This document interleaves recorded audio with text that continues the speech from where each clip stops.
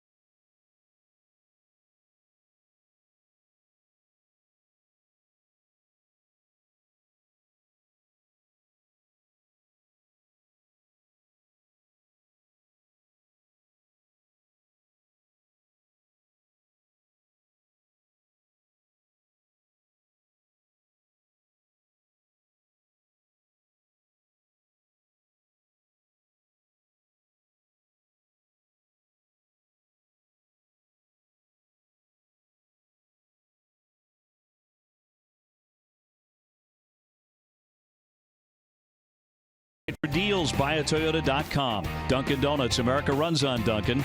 Lexus and the Lexus Strikes Out Hunger program. Plain Ridge Park Casino, 45 minutes from Boston. Subaru Retailers of New England, supplying all-wheel drive vehicles with a passion for summer travels. And by Southwest. Yes to low fares with nothing to hide. That's transparency. Sox and the Indians on New Hampshire Day, game number 1, in time for our Xfinity X1 report. Let's toss it down to Jemai Webster. Thanks a lot, Dave. We're here in the Xfinity Zone. We're on the day of the MLB trade deadline. The Red Sox got what President of Baseball Operations Dave Dombrowski called a premium setup guy in the acquisition of now former Mets closer Addison Reed. Here's Dombrowski on today's transaction. Well, yes. I mean, we like him a lot. We think he's can come in and be a premium setup guy for us. He makes us deeper in our bullpen, pushes other guys back to pitch earlier in the game. He can close an occasional game for us if he needs to when Craig needs an extra day off. We still look to get Joe Kelly back soon, so it even makes us deeper out there. I noticed that our bullpen was 3rd in Major League Baseball coming into today on an average, and it's kind of that one guy, though, to pitch the 8th just has not been there on a consistent basis for us, so that's what we figured. We liked him. We kind of identified him as one of the guys that we really felt could fit that role for us over the last week period, and after numerous conversations with lots of clubs over the time period, we finally this morning, I've talked to Sandy quite often over the last couple of days and finally said, okay, this is what's going to get it done, then let's go ahead and get it done. And so I've dealt with Sandy, I hate to say this, for about 30 years, so we've dealt with each other for a long time, and I know when he tells me something from an honest perspective, he means it, and so we went out and got the deal done. Dombrowski added that he had targeted 20 other right-handed relievers during this entire process, but the price was right for Reed, so they traded away 3 prospects in return. Since joining the ball club, Dombrowski has traded away 24 Red Sox prospects. Well, it's now back to the business of baseball, though. It's Doug Fister on the hill looking for his first win as a member of the Red Sox. Dave O'Brien and Johnny Gomes on the call. When we come back, stick around.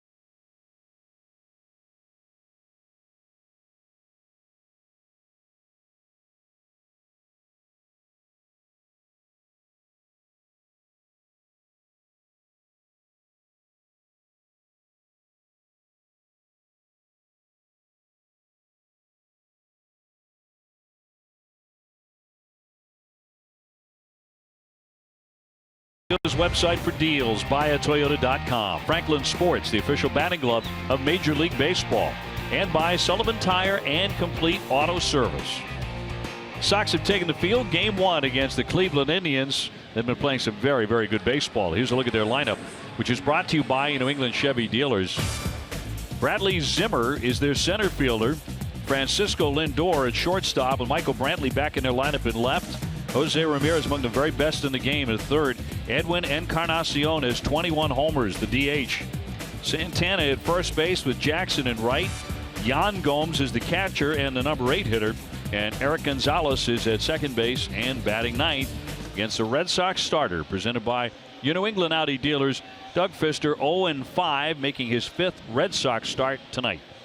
The Red Sox defense is brought to you by Southwest Airlines. Devers still at third. Bogarts, of course, at shortstop.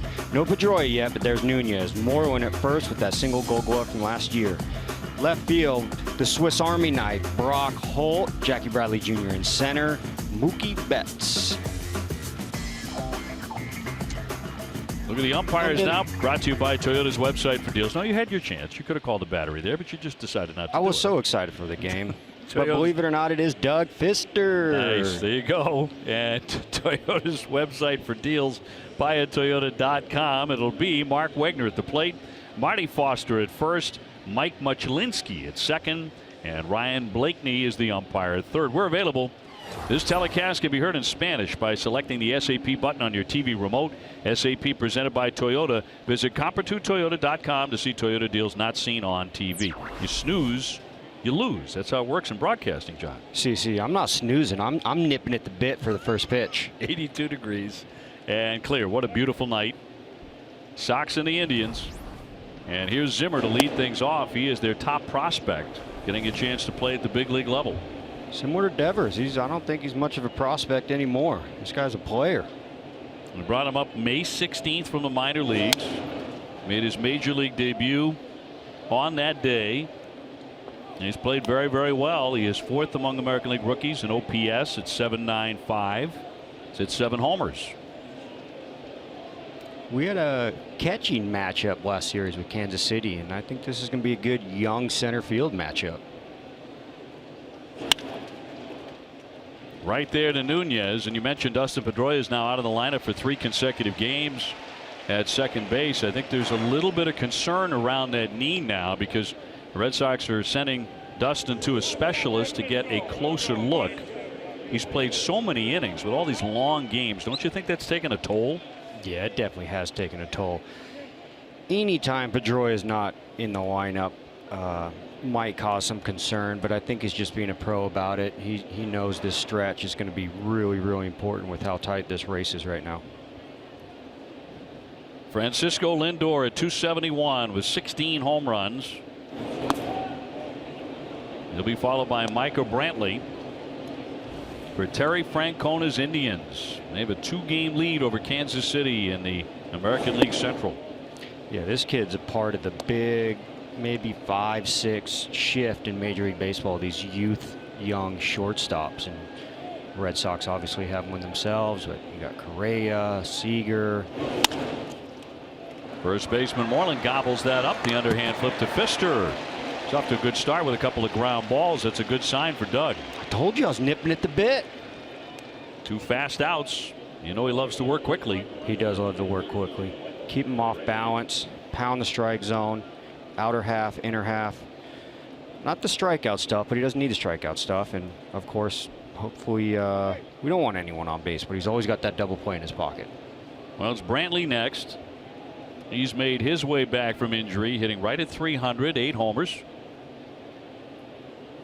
And hitting .310 for the year off right-handers.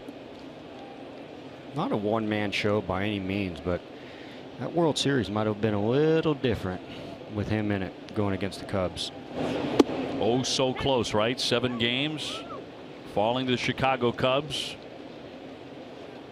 The last team before the Indians to lose the World Series in 7 games rebounded to win it all the next year. The Royals did it, as you know very well. Oh, great play by Nunez in the outfield. Grass gets up and gets him. He speared it before it made its way too deep into the outfield.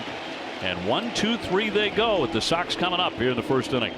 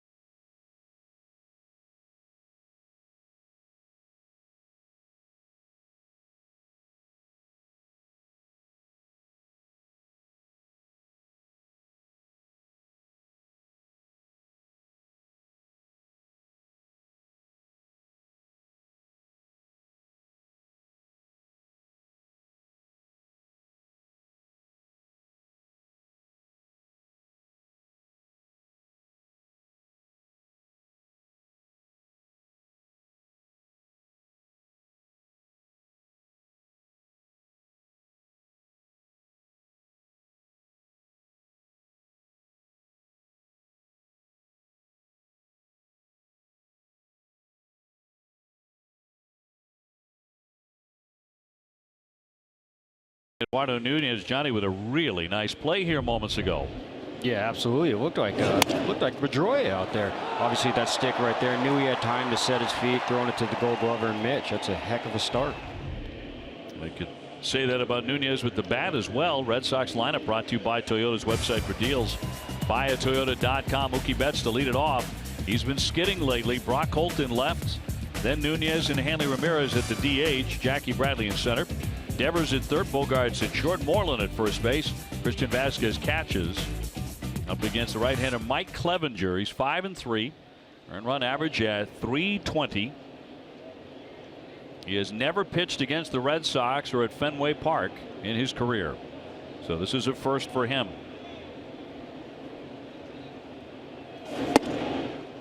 Mookie needs a hot run right now at 269. It's been a long time since that average has been in the 260s. He was 2 for 13 in the Kansas City series. Yeah, a lot of these guys, I think Mitch has maybe one at bat, Nooney a couple of bats, but no one's faced this guy real herky-jerky motion. Might take a time or two through the lineup to get our timing down with the uniqueness of his windup, but nothing really out of the ordinary outside of that herky-jerkiness. You haven't faced a guy ever.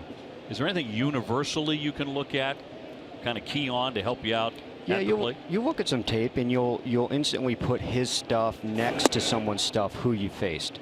But it goes both ways. He hasn't faced you either. And it all starts with the fastball. All starts with fastball location and can you hit a fastball. Obviously everyone in the Sox lineup can. So swing and a foul tip into the mid. He struck him out. So down goes Mookie Betts, one away. Cleveland Indians defense coming up. Ramirez, who was an all-star, starting third baseman, Lindor, young core, center, Gonzalez, second base, Carlos Santana, switch hitting first base, their outfield, Brantley, Zimmerman, Austin Jackson. In the battery, Clevenger, and then no relation, Yan Gomes. All right, that's out of the way right there. Yeah, we covered that. And Brock Holt, 196 without a homer, 2 runs batted in. Sox are 8-14 since the 6-game winning streak, which ended on July 4th. Trade deadline is come and gone. Red Sox tonight playing game number 107. See, Brock's always had good games against Cleveland. 322 in his career.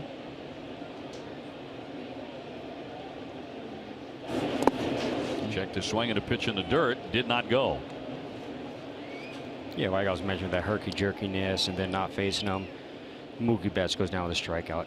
Obviously, one of the rare strikeouts of Mookie's season, but I'm sure he'll go down there and make the adjustment. Mookie has been chastising himself. He's always tougher on himself than anybody else. With this recent run he's on, where he feels getting good pitches to hit, not necessarily in this at bat, but in a string of at bats lately, and not driving the ball as he knows he's capable. Yeah, he does know he's capable. We know he's capable. At the end of the day, really good characteristic for a ball player to continue to want to work, continue to want to press, and continue to want to perform on the team. He's very tough on himself. 3-2 on Brock Holt with 1 down.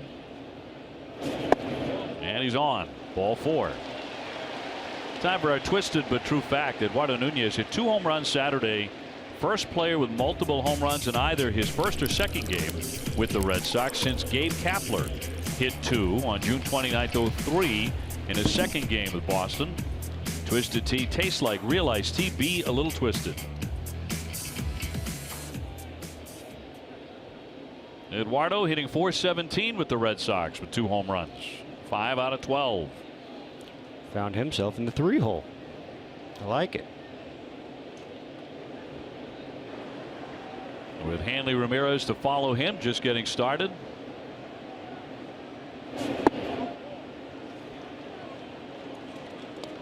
Keep your eye open. A lot of action right here. A lot of options with the speed, the bat control. The ball's most likely going to be in play, just like Mookie. Guy doesn't strike out a lot, but there can be a lot of pressure applied on the defense, and you can tell they're definitely on their toes. Knocked foul. Ball and a strike on Nunez. The Yankees are playing tonight. They're taking on Detroit in the Bronx. The Yankees acquired Sonny Gray today from the Oakland A's. Sonny Gray on the move. Yu Darvish on the move. But if you want to go back to the offseason, we gathered someone via trade that I think trumps all those moves. And he'll be pitching tomorrow night. Chris Sale. It'll be a Sale night at Fenway, the 1-1. And popped him up. The catcher Gomes back toward the netting. Plenty of room there. 2 down. And Hanley will come to bat here. And Red Sox taking on the Indians 3 times here, and then in August 4 times in Cleveland. Nice to see Terry Francona back in their dugout. He had missed some time with some medical issues. He's been treated for those. 1,438 wins for Tito. Yep. Familiar face around here. One of the best managers in the game today.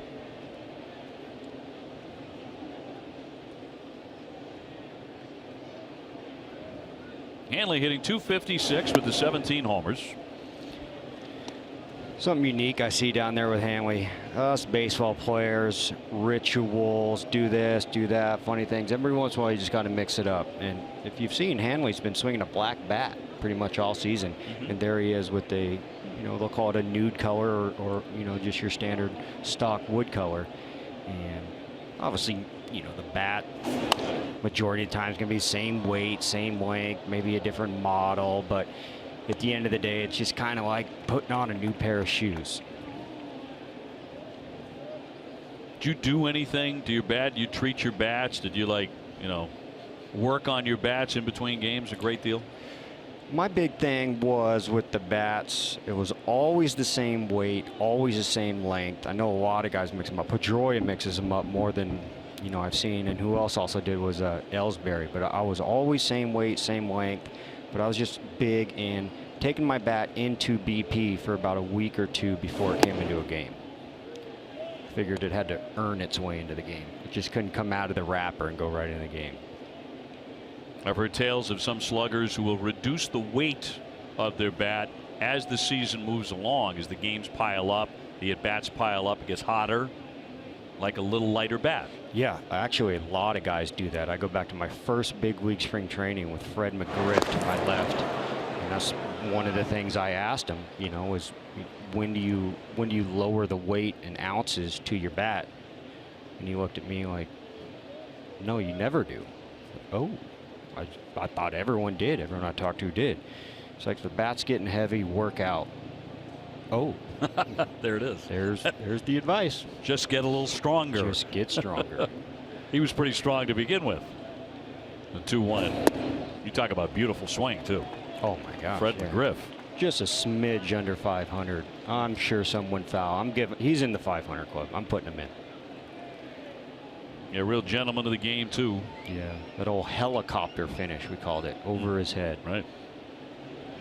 Jackie Bradley on deck, runner at first base, 2 down, 3-1 on Hanley.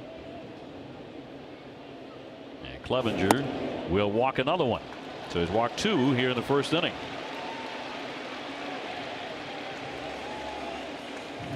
Again, first time on the mound here at Fenway. Terry Francona. Seen his starter walk both Holt and Ramirez, and now it's Jackie Bradley trying to make him pay. Yeah, it would be nice, 2-out RBIs are crucial and really tough to come by, and is big time separation. Red Sox trying to get some forward momentum after dropping 2 out of 3 to the Kansas City Royals here. I'm sure Doug Fister sitting in the bench too, nipping at the bit, saying, come on, come on, come on. Jackie .267 with 12 home runs. After the first one, a fly ball into left center. And Zimmer will put that away. Little threat for the Red Sox. 2 left after 1. No score at Fenway Park.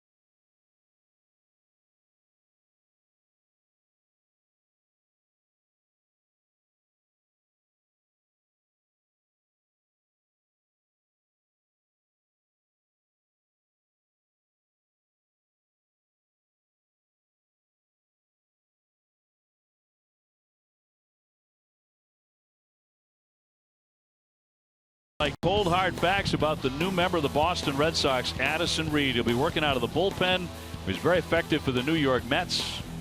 1-2 with a 2.57 ERA, and was closing 19 saves in 21 opportunities. Of course, he'll be setting up Craig Kimbrell. Red Sox believe that's a area of need, and that yesterday's loss suggested that. Even though Matt Barnes has been very effective at times, particularly at home. You talk about a need. I wouldn't say it was a need more than a want. I mean, they're I think 3 in Major League Baseball in ERA. So to add to that, you know, I think that's kind of the MO these days, is that big bullpen. And Joe Kelly was throwing here today, simulated at the ballpark, and looks sharp. Red Sox are hoping to have him back, believing they will this weekend. He's had a very strong season, fouled away at the plate by Ramirez. Yeah, this was the 8th last night, you know, starting with that error right there. Obviously not the bullpen's fault, but this is how the Royals work right here. They work in bulk, and we're able to string together a bunch of hits, scoring right here with their athletic ability, and, you know, ball goes to the backstop. Lefty-lefty matchup's not going to happen very often. Wouldn't quite say quite a concern, more than just kind of like a little bump in the road that game. I still like the boys. Red Sox getting stronger in that pen, they believe, with this move. Did not make a move for a bat, although Dave Dombrowski already made the move for Nunez, and just the other night hit a pair of home runs. Ramirez, a .320 hitter with 18 home runs, and he has 55 extra base hits. And he lines a single into left field. If you were to go to the Summer Classic, who's going to represent the American League at third base? I think the average fan isn't going to pick him, but obviously well deserved.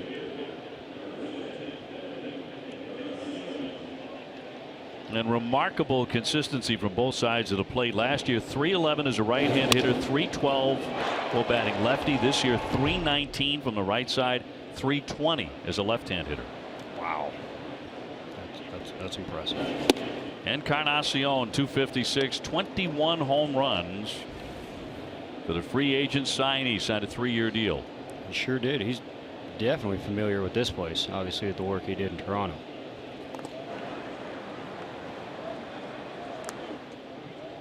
He has driven in 60. Ramirez can also steal a base. Yes, he can. All-around player. He has 11 thefts. Quickly 0-2 on Encarnacion. He's their DH. I bet in their pregame meeting, though, they were talking about the boys throwing the Kansas City guys out at second base. So we'll see how much they pay attention to that report. Red Sox catchers, both Vasquez and Leon, back-to-back innings gunning down very tough base stealers. Huge in that victory for the Red Sox in the extra inning game. Yeah, you'll see obviously Cleveland coming into town, time to turn the page, but that's how reports start. Reports are the previous couple series, because there's peaks and valleys with everything. I mean, there could be a series when maybe Vasquez doesn't throw anyone out for whatever reason, you know, maybe kind of sails one, or the guy doesn't cover the bag, maybe air here and there on someone in the infield. Rocket, and Devers can't get it. It rolls by and thrown to second, and will get the out there. So they get the force play at second base, one away, and that was a bullet by Encarnacion. That was a bullet. This is more of a defense from your body. Yeah, a right-hander too. There's actually a lot of topspin. You see how it hit the palm of his glove when there's so much left of his glove with his pocket. But man, those right hands, when they catch it out front, it's a topspin. Carlos Santana, the batter. It's a very interesting point too, because I think it's tough sometimes to see that from the stands or on television, just how much spin there is coming off a major league bat oftentimes. Yeah, absolutely. I mean, you saw that diving play he made the other night. The glove's obviously there, but when you got a power guy like Edwin, I remember, here we go, some history, but Gary Sheffield, I mean, that ball sometimes would just, it looks like it's taken off. And then with the topspin, I was kind of a topspin guy too, and it can be a nightmare in left field and obviously third base.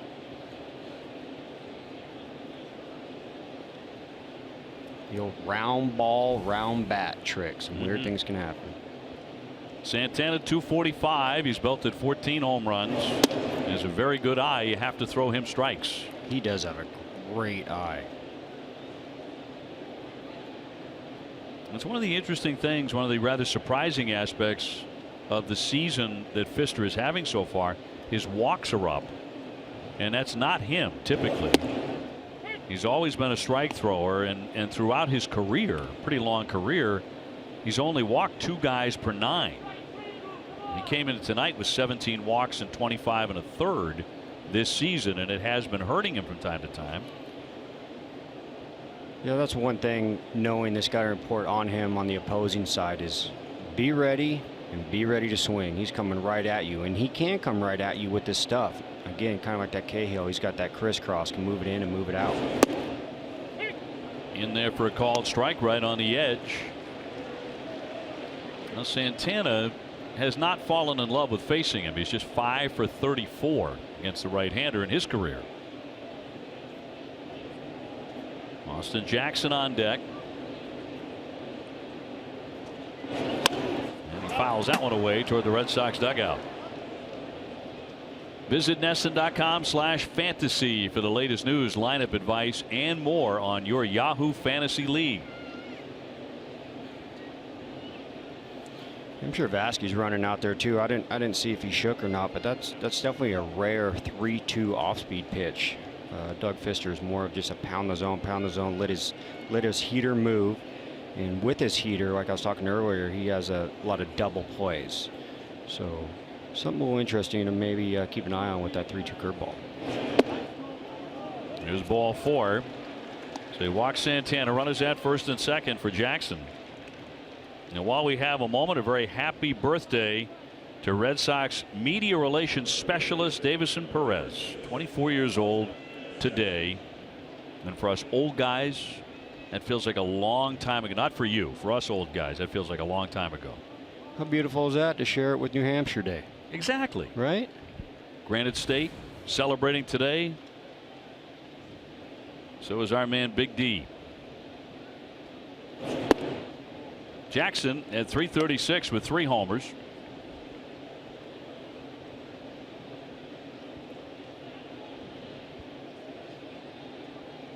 Pfister 5 and 4 in his lifetime against the Cleveland Indians with an ERA of 3.13, and now Vasquez would like a visit here with the righty, who has gone to 2-0 just after walking Santana.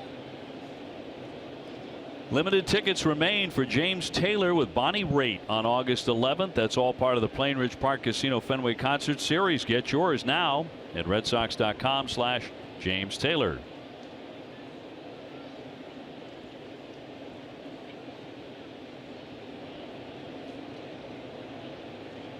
So now Pfister could really use a ground ball right at somebody. A check foul to make it 2-1. That's one thing he always has in his bag, is that uniqueness and ability to get a ground ball when needed. Sometimes can be frustrated from the outside looking in, maybe him walking a guy, but he's always a ground ball away from getting out of the inning.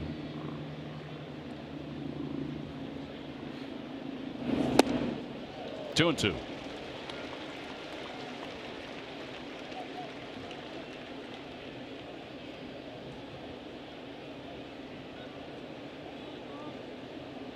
Yan Gomes on deck. Scoreless here in the second inning. Driven foul out of play to the right.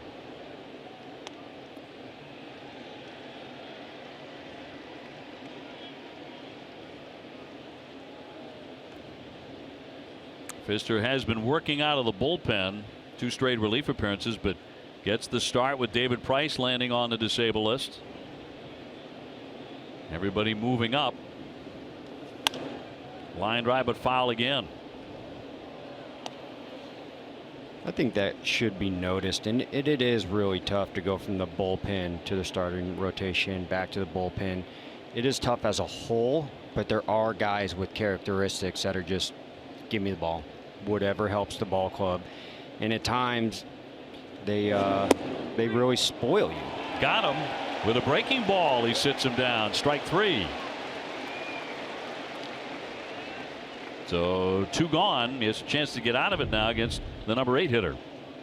Yeah, there's that 3-2 curveball that he threw earlier, and I like to see that. I like to see that because the curveball is going to go north and south, up and down. A majority of his fastballs are east to west or west to east, depending on if he's cutting it or sinking it. So now he's got them both working. So that's a good look. Gomes batting .228 with 6 homers, 28 driven in.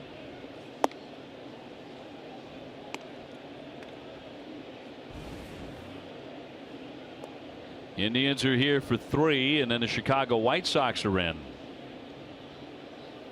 Yan Gomes, first Major League Baseball player born in Brazil. Unique. Very much. Good throwing catcher. Sure is. Ex-Toronto Blue Jay great. Nailing about 47%. And anything around 40% is outstanding, and north of that, you don't run. Yeah, that's shutting it down. You'll have to keep an eye on their pitchers, though. That is extremely high. I'm not sure if he's known too much for the strength of his arm. I'm sure the pitchers do an unbelievable job of keeping him close. Broken bat. They'll get the force play at second base, and that will retire the side. So Pfister gets out of that mini jam. No score at Fenway.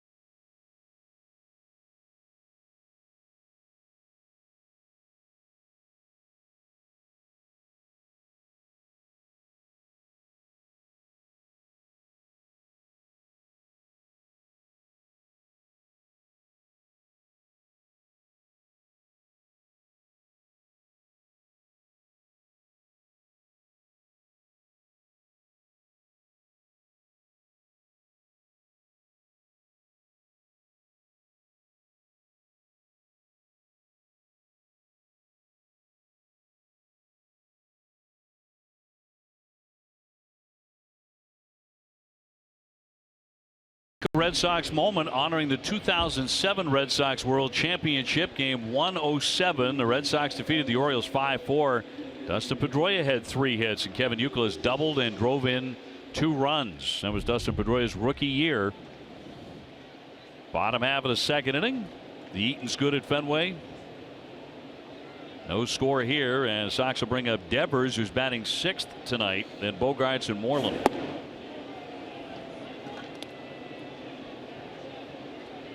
Devers hit his 2nd home run yesterday in just his 5th major league game. He was on top of that shelf above the monster. Initially ruled a double. Ball was ruled in play, and they overturned it. I don't know what they were thinking. The ball would bounce right off if it was a double. It kind of skipped up. Yeah, it had that telltale sign off that shelf. One other Red Sox player younger than 21 hit 2 homers in his first 5 games. That was Tony Conigliaro. And there's a base hit up the middle. So Devers is aboard to lead off the 2nd. Here's his homer from yesterday. Again, just a beautiful swing, like I was talking about when the scouts called up and said, "Is he ready?" Absolutely, with that swing. And you see the head down, too. The head down, just in case it wasn't a homer. My man was thinking 3 right out of the gate. That's what you want to see out of a young kid. That's separation.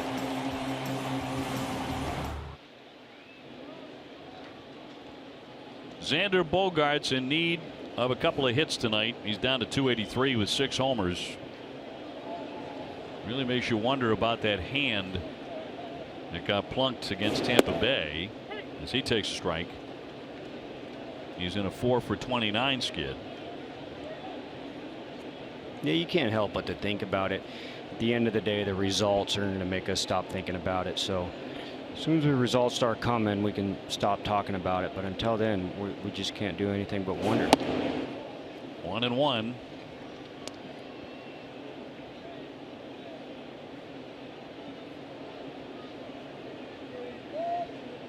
Moreland next. Red Sox with their first base hit. Devers at first.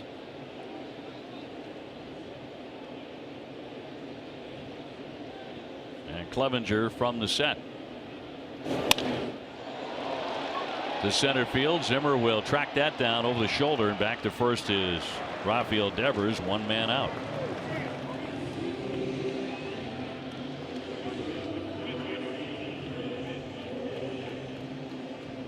So Moreland will climb in at 239 with 12 homers, 45 runs batted in.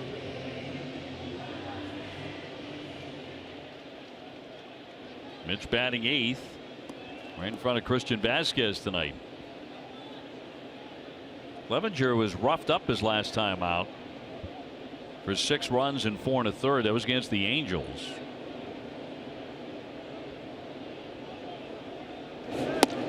And he fires in strike 1.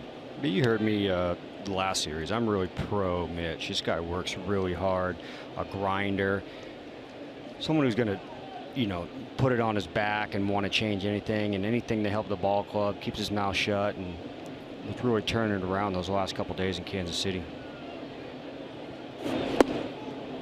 Went 2 for 8 in that series. Did drive in 1 run. And his 20th double of the season yesterday. Of course, he got off to that great start with all those 2 base hits. And then those trailed off.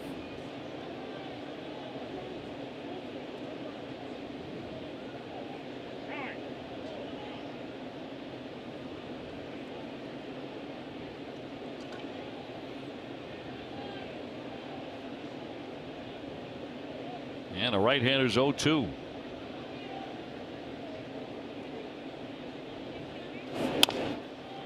Back to the pitcher. Clevenger will fire on. Nice off-balance throw. Back to first, not in time. It will erase Devers at second base, and there are 2 gone. And John Farrell is up.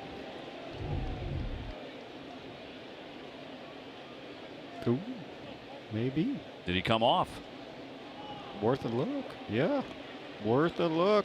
Oh, caught a break. Caught a break. I'm going with it. Yeah, looked like he took it off very quickly. Yep. And the reason that happens is the boys applying pressure. Knowing the runners, knowing the ball club's going to run the hard 90, knowing Devers is going to come in hot. That's a tribute to how the guys are playing regardless of the record. So Devers ruled out at second base. But John Farrell challenging here in the second inning. Now the ball in the glove there. The question is, are they going to see it that way? Because it looked like the foot was still on the bag. Well, and then it goes to the ball in the glove versus the ball in the glove and the glove closed. Again, the gray area of the rule. Yeah, sometimes these get sticky. I'll tell you how it is going to work out is someone's going to be mad. That's undoubtedly someone's true. going to be mad. No question. Some of these times like, oh, they missed it, no big deal. But this situation, someone's going to be upset. We'll slow it down here. Did he pull the foot too soon?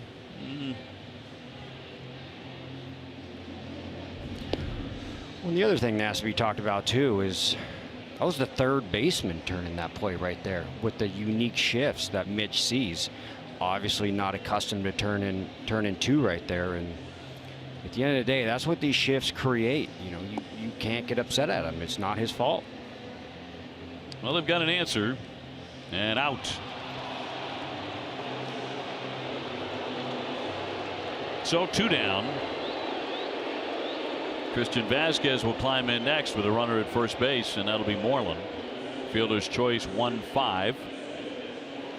I think it was there to replay at the end. You don't know, but with it not getting overturned right there, we do lose our challenge, and hopefully that doesn't come back to nip us in the butt. Vasquez 266 with a homer. He's driven in 20, 3-game hitting streak. And nothing light about this hitting streak. He's 6 for 12 in it. Behind third, and it gets behind Ramirez down the line. Red Sox catching a break there. Moreland on his way to third. Brian Butterfield will hold him there, and into second base, Vasquez. So the Red Sox have something brewing here. Second and third with 2 down. Hit or error to me doesn't matter, but I like to see the bottom of the lineup turning it over here for Mookie. Now, for me, that's a play you expect a third baseman to make, but they are going to call it a hit and a double. And Vasquez will take it, and that's a 4-game hitting streak. Do we get to start our cycle watch? Again. This is our cycle guy. Yeah. He was closing in on it the other night. So a 2-base hit for Vasquez. Mookie Betts 0 for 1. Batting for the second time tonight, struck out first inning.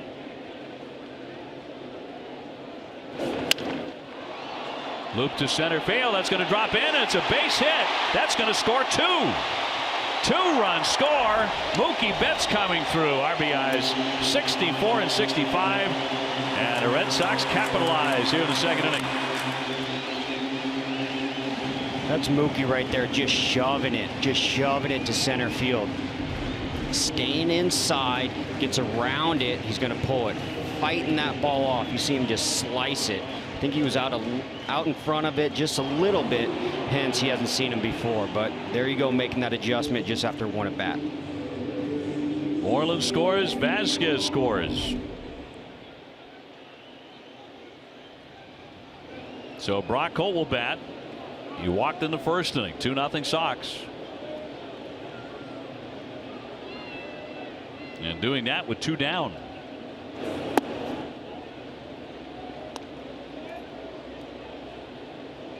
Yeah, we had the opportunity in the first inning for some 2-out RBIs. Don't get him right there. Kind of starts to put a little weight on your shoulders. But Mookie getting it done right there. Good momentum. Red Sox with 3 hits in the inning. 3 hits in the inning, and Xander Bogaerts hit his ball hard to center field, which was caught. That's 17 home runs in 20 attempts. Yep, all got started by Devers. I mean, 17 stolen bases in 20 attempts, and that one outside on Brock Holt.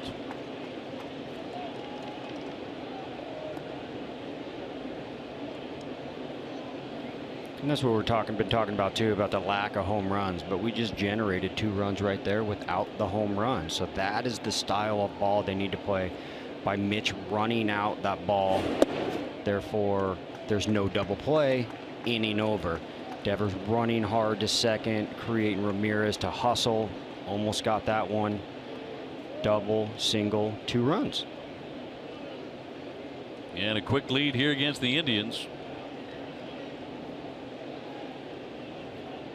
And Clevenger's falling behind on Brock Holt. Runner goes. Here's the throw, and it's into center field. Up and running, Mookie Betts. A throw back to third offline.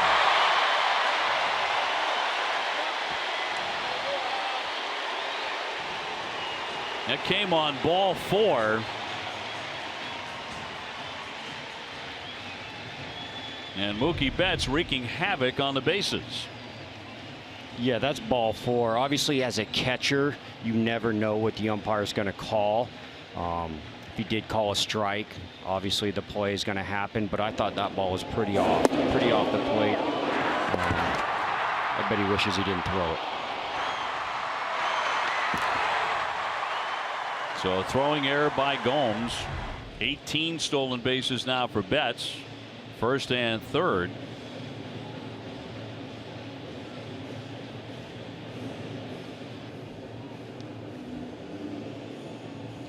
And get expert emergency care without leaving the ballpark at the Beth Israel Deaconess Medical Center first aid station located behind section 12 on the lower concourse. Visit bidmc.org. So no stolen base there. A walk. He gets down to second base on the error by Gomes. And Brock Holt picking up first base on ball 4. And Nunez will be the batter. Nunez 0 for 1. He has popped up to the catcher. Red Sox trying to make it a big second inning. Yeah, and we had this situation last series with the Royals running the bases, and you saw the guy take off for first with no throw on our end. Might be an option here.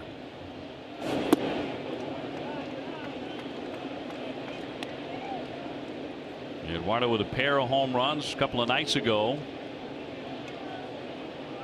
The second career multi-home run of his career. Never had a 3-home run game. And the 1-0 pitch from Clevenger. He's thrown 38 pitches and only 18 strikes. Red Sox are making him work here. Yeah, with 2 strikes, you don't really have the opportunity to make him work. But, you know, coming out the next inning, you know, you might want to take some pitches, see where you're at, take a strike. It's okay if you fall 0-1 and make him work, get that pitch count up, and let that bullpen door open soon. He's already walked 3 men. Back-to-back 3-0 counts. Walked Brock 4 on 4, so it's 7 straight balls.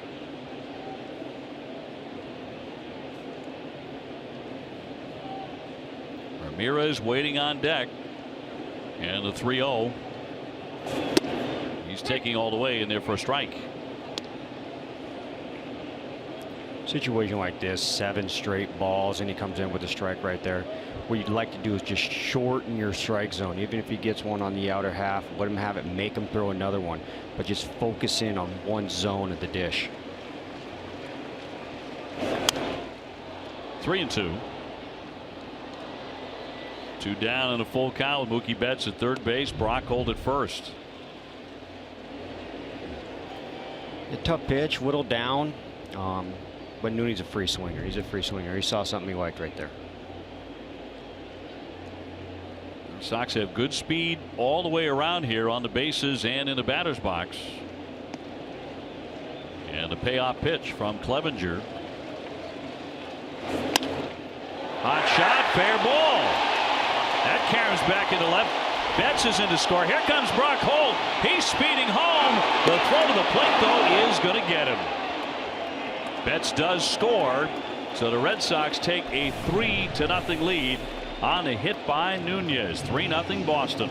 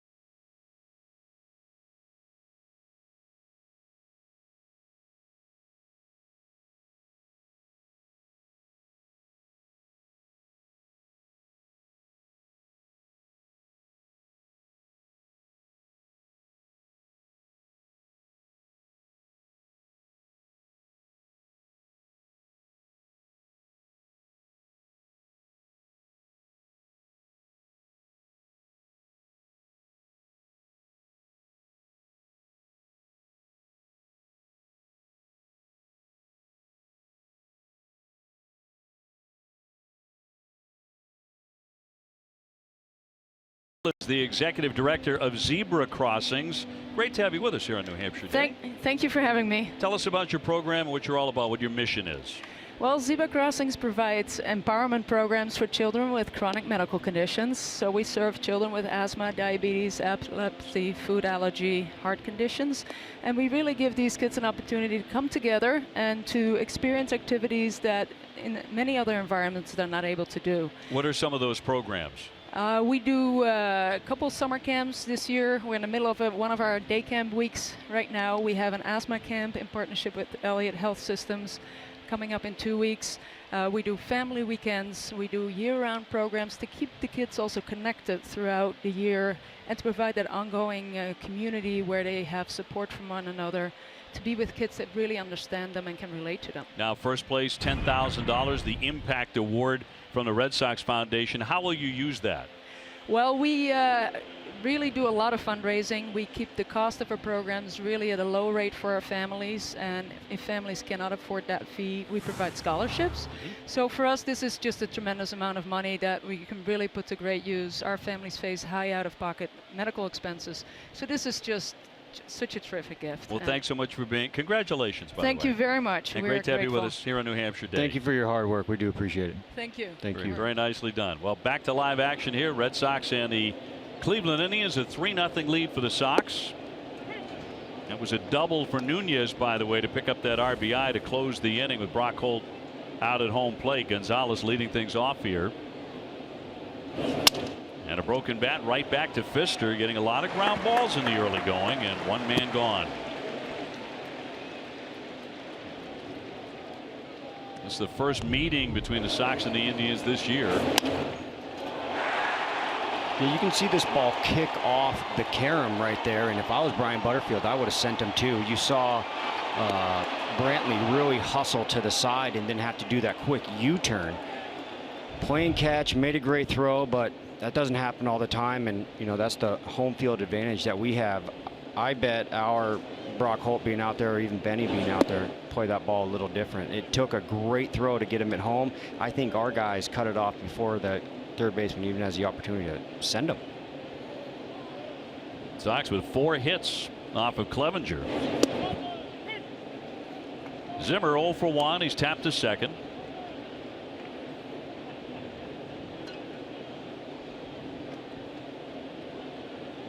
It's an Indian team that started pretty slowly. April and May before really starting to get going. Hot shot. Moreland lays out. Pfister's there, and he got him. 2 down. Your Gold Glove winner right there for a reason. He's shown that a whole lot. Obviously took his time, knew who was running, although it is a fast runner, but the ball was hit hard, and then you can't help but to give Doug Pfister credit for getting over there. We saw that last series when the pitcher didn't get over there.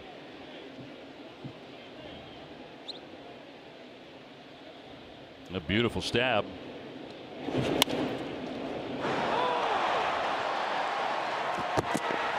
And Pfister very quick to make sure he's at the bag. I find generally sinker ballers are. They get to the bag routinely. They're used to that. Well, Doug strides now. We're not talking about small strides coming from this man. I think it took 3 steps to get there. He's like Big Bird. Talking 6'8" here. We got Lindor to tap out and trying to do it again. Vasquez quick to gun him down. Pfister looking very sharp in the first 3 innings. Red Sox on top 3-0.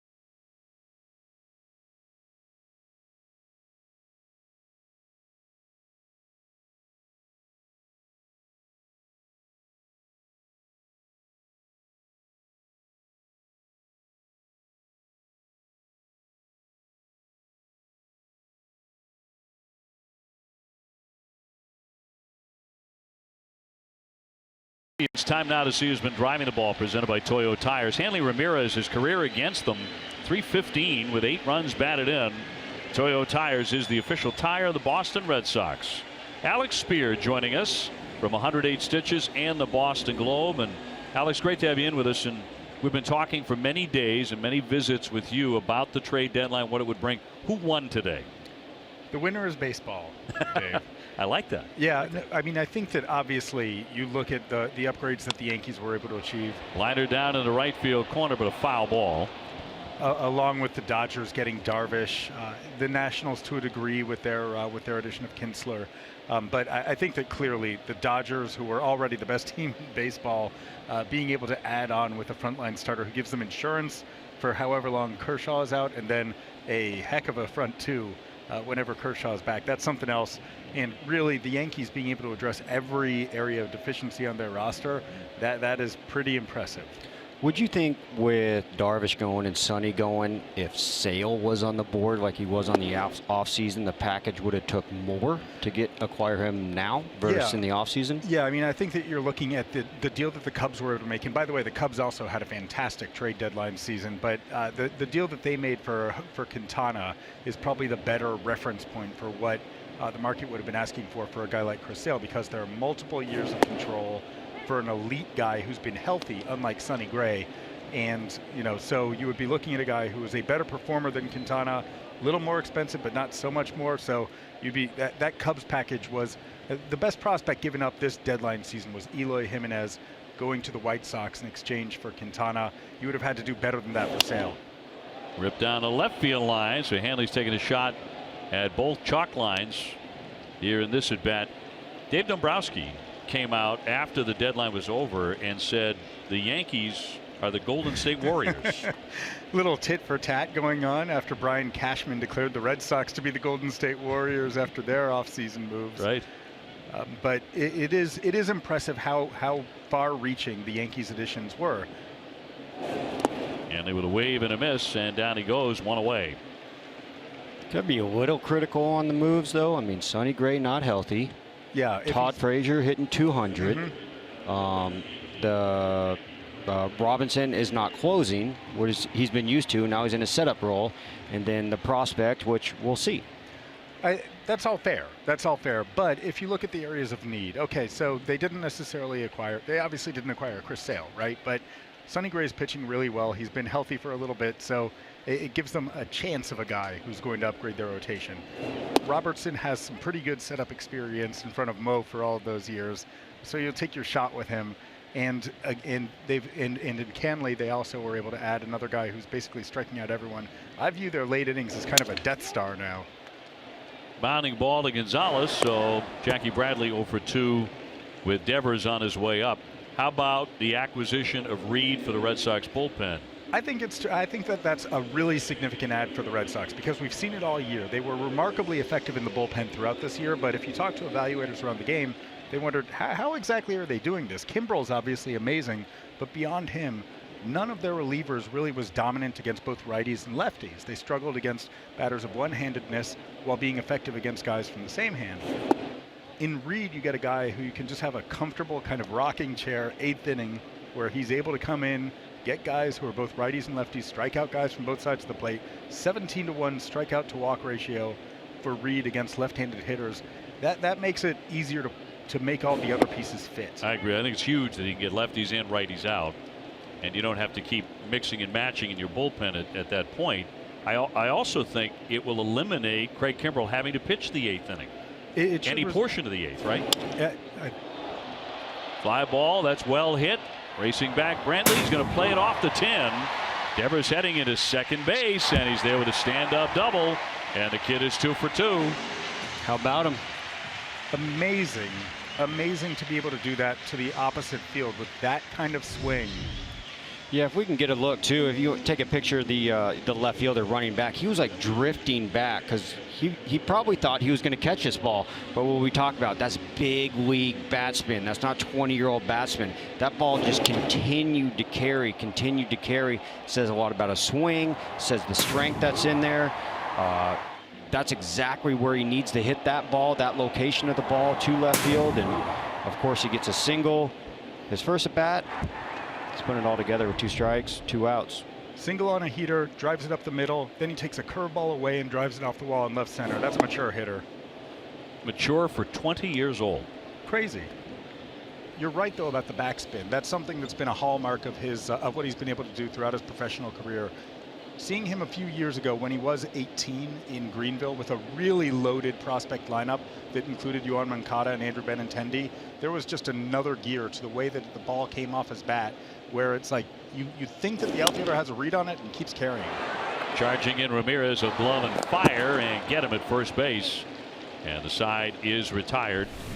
3-0. Red Sox in the lead. Alex, thanks so much for joining us. Great to see you guys. Awesome. Thank you much.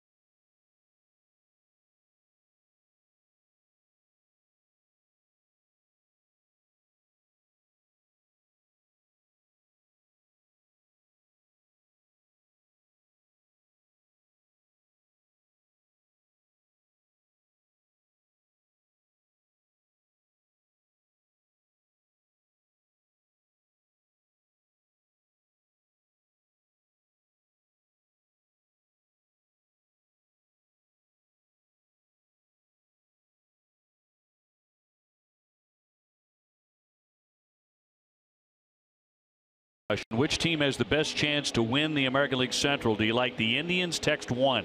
The Royals, it's 2. Text your answer to 536-536. Message and data rates may apply. 1 message per vote.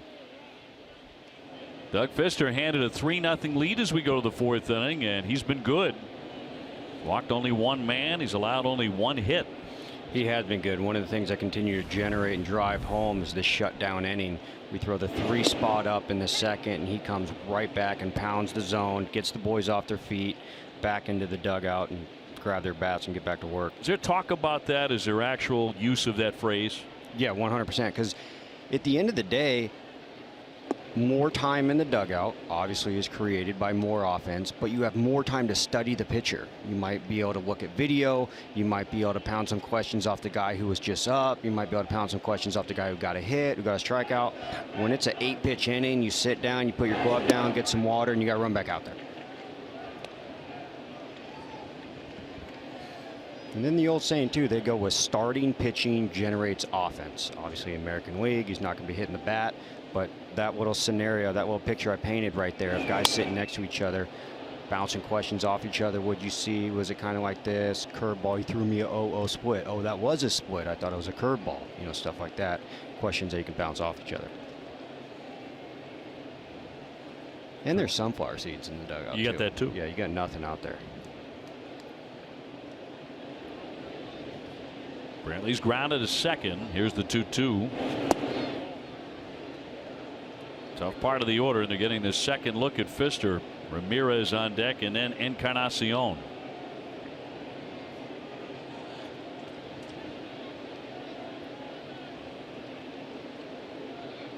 Sox about hit them 5-1. And a swing and a miss. He got him. Boy, he's going to that curveball tonight. 3-2 curveball. Interesting. I like it. He's got a good feel for it. His second strikeout. So 1 away. Yeah, it's been successful for him, and keep throwing it until they hit it. Obviously, Brantley, another guy who never punches out. You see him yanking his head right there. He is baffled. He's got him off balance. Lexus is making a pledge to strike out hunger. Every time a Red Sox pitcher strikes out an Indians batter, Lexus donates $50 to the Greater Boston Food Bank. Ramirez singled his first time up, hitting .322.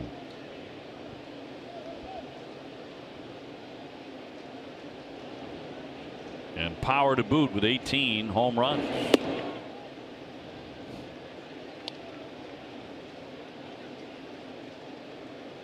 Doug Fister, obviously a guy who works extremely fast. I don't know if he's working too fast right now. It seems like he's going 3-0 on a lot of hitters and then coming back, and then going with the 2 strikes, loses him right there. But early strikes, strike one, obviously the most important thing about pitching.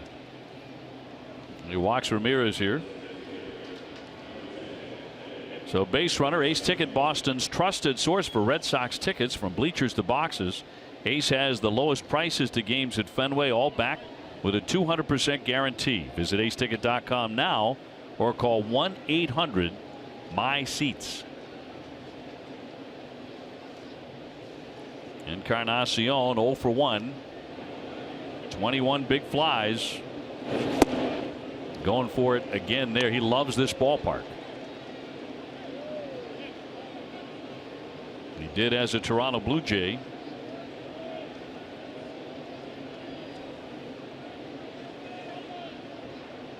He's had that unusual batting style. Almost appears he's sitting on a stool. Yeah, he does. People forget this guy was kind of like a throw-in deal to Toronto in a Scott Rowland. It's obviously 2 big third basemans, or Edwin wasn't really big at the time, but you look at those numbers batted in. He made the Toronto Blue Jays look really, really smart with that trade. And yeah, he's always had his hands down there, and it's just like a comfort zone. We obviously know about this little meat hook or parrot deal that he does around the bases, but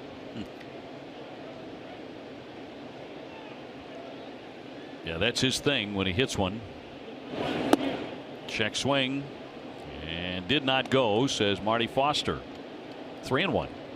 Would that be something you would do, the Ed Wing, you think? I think I would run as fast around the bases as my legs would carry me and get to home plate. Because you've done it before. Yeah, hopefully. Because you've done it before. Act like you've done it. That's what they say. Ground ball to third. Devers handles that. Got him there. On to first. Got him there. Red Sox turn 2 started by the youngster. 3-0 Boston.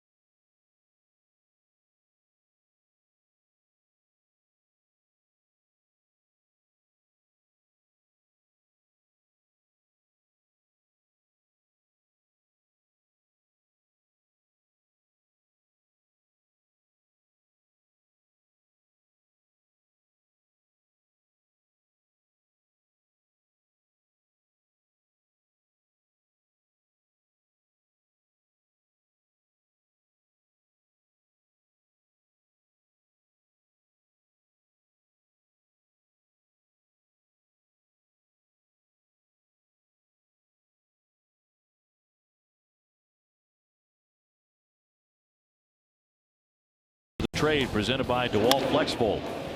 Yeah, you can see the hop right there, and you see him go back into his glove because he didn't have the grip right out of the gate. So what he did is he composed himself, goes back in, understood the runner and Edwin, and made a good throw. He airmails that throw right there, and we're in a lot of trouble.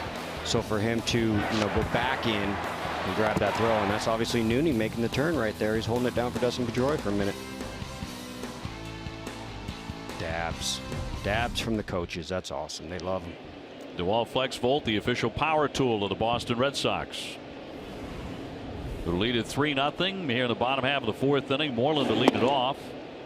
Then Vasquez and Betts. Mookie Betts with a 2-run single to get the offense going in the second inning.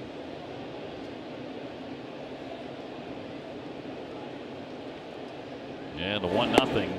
You cannot underestimate the bat of Mookie Betts.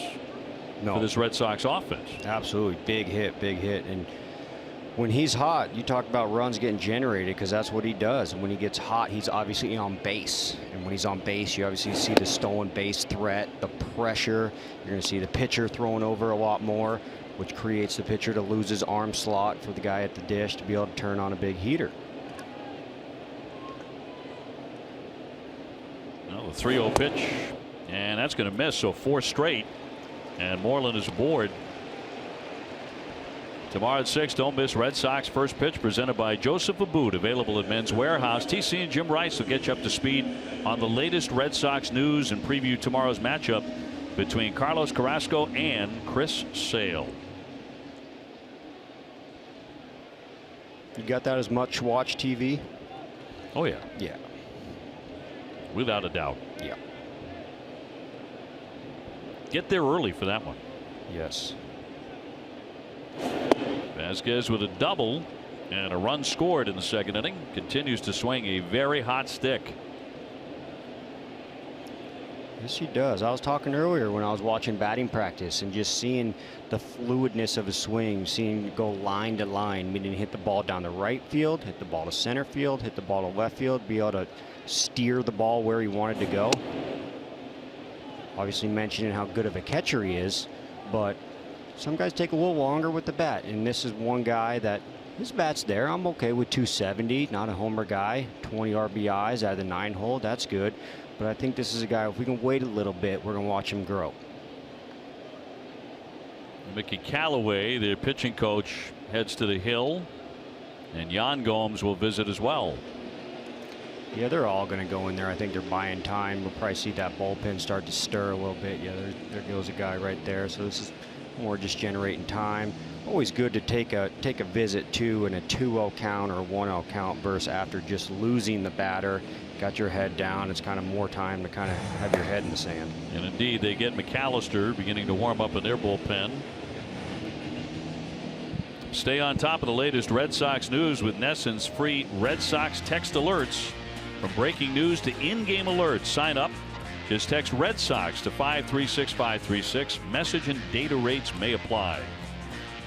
Dave O'Brien, Johnny Gomes with you.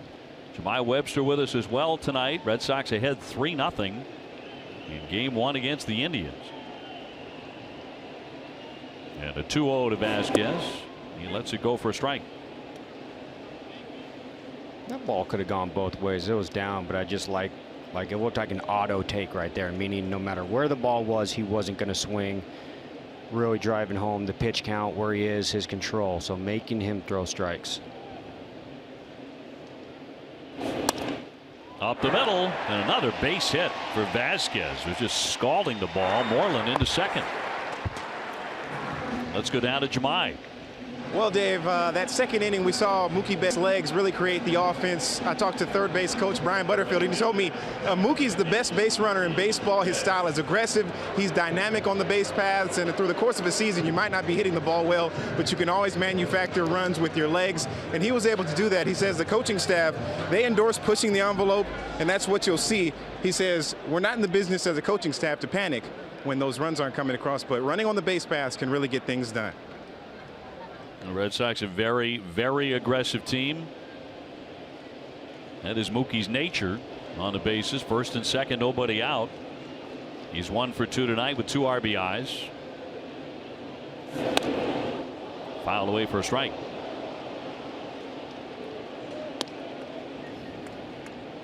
Yeah, Mookie's going to get it going right here. He just punches it far enough to sneak it in for his 2 RBIs.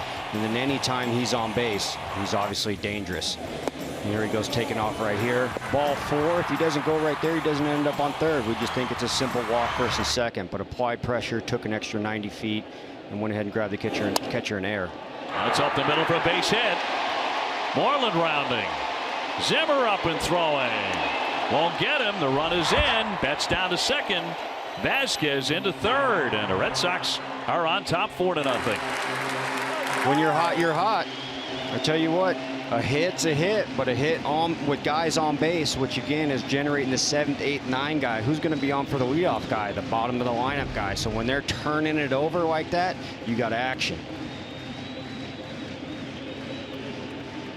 Might be one of those nights for Mr. Betts because he already has 3 RBIs. He's got 3 RBIs. Moreland, although it's a fielder choice, he's been on twice. Vasquez been on twice. Bogey's been on once. So you got 7, 8, 9 on base 3 times. 4 runs. Boom.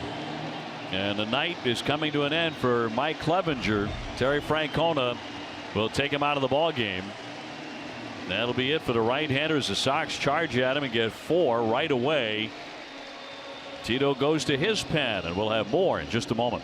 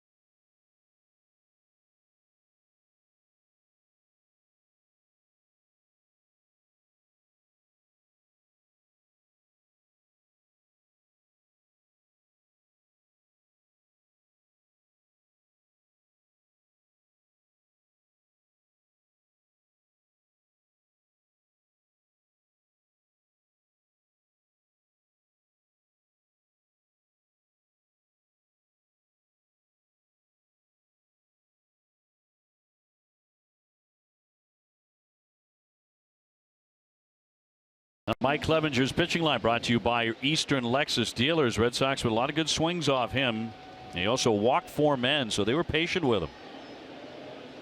Plenty of base runners and more still. Second and third as McAllister comes out of their bullpen. And Brock Holt takes high ball 1. Yeah, anytime you get the starting pitcher out inside the 4th inning, even inside the 4th inning with no outs, 4 on the board. Says a lot about the scouting report. Game 1 is really setting the tempo for the whole series. Brock hasn't seen a whole lot to swing at yet. He has walked twice. Yeah, this play right here, there's a lot going on. Obviously, first to third is going to be coming up, but Moreland not that fast, Vasquez not that fast, and Vasquez taking third right in the center fielder's face is almost willing to sacrifice an out over there and allow Moreland to score. But the catcher continued, or the center fielder continued to throw the ball home, missed his cut, which allowed Betts to go to second. We had a lot of action right there, and it looked like they were playing like they need to play, and they're playing like they were upset that they got those 2 games taken by Kansas City by just a few runs, and that's championship caliber base running right there by the bottom of the lineup, not even the fast guys. So Vasquez at third and Mookie Betts at second with the infield in. And a looper foul out of play. You got Mitch Moreland scoring on a routine ground ball to center field, man, with a good arm. The reason he did that is because of that big jump, big secondary called pre-pitch, knowing right where the ball goes, first step. Vasquez running right in his face. Someone's going to be safe. Turns out they're both safe because he missed a cutoff, and then here we go. Betts taking an extra 90 feet. Red Sox looking to get off to a great start in the series against the Indians. They did beat Cleveland 4-2 in the season series last year, but the Indians swept the Sox in the playoffs.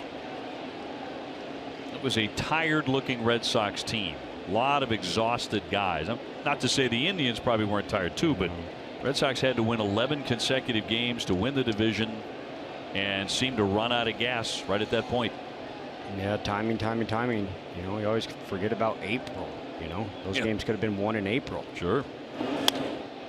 Flick foul out of play, and you know, you've been used to it too. I mean, that 2013 Red Sox team winning the division, and then you get into October and you're playing, you know, every single pitch means the world. Yeah, it is. It's, you know, you want to play to create that chemistry, and you want to see it, that playoff baseball late September. But there's playoff baseball, and then there's must-win baseball. And they had a lot of must-win baseball, which is tough. You almost want to like take a breath. We got into playoffs.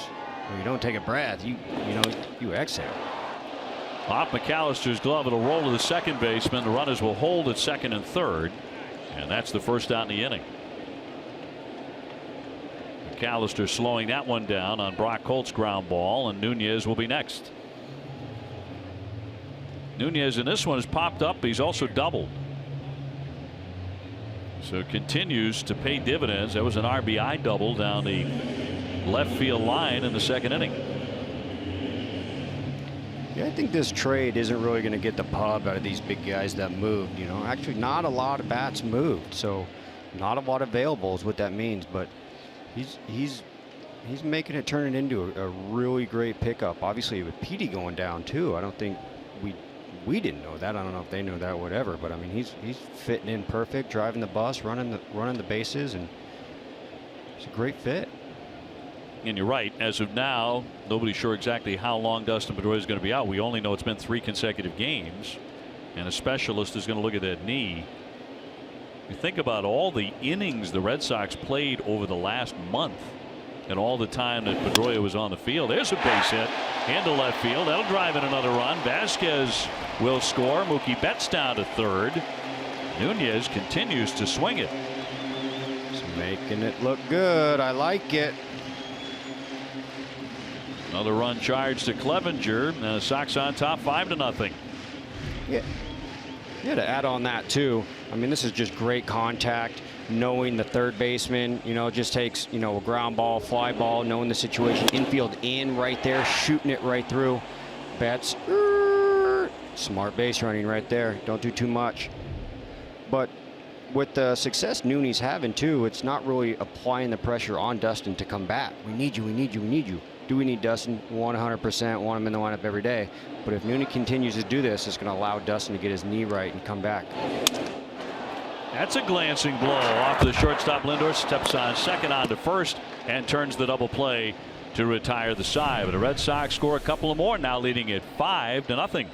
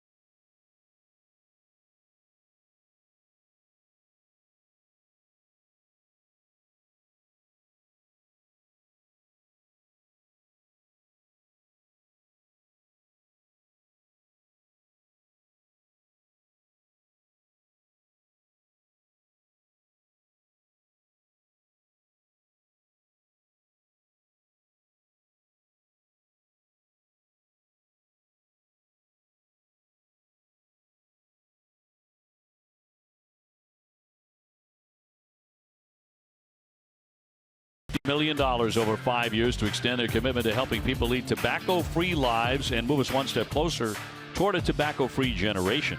Learn more at cbshealth.com/be-the-first. Well, Nunez with 2 more hits tonight and continues to make this trade look like a very good trade for the Red Sox. Manning second base. He's also made a really fine defensive play, filling in for Dustin Pedroia, and that'll be in there for a strike on Santana. Yeah, Nooney really carrying his load. We also got another 2 hits from the kid who came within, so didn't have to make that trade right there. I know everyone's talking about Frazier, this and that, but I'll tell you what, I like him.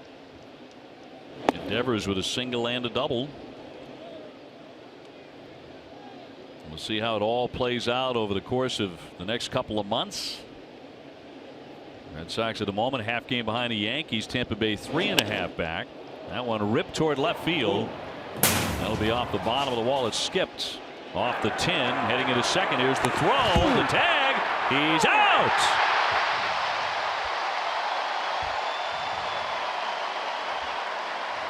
Terry Francona will see if he means to look at that, but here it is.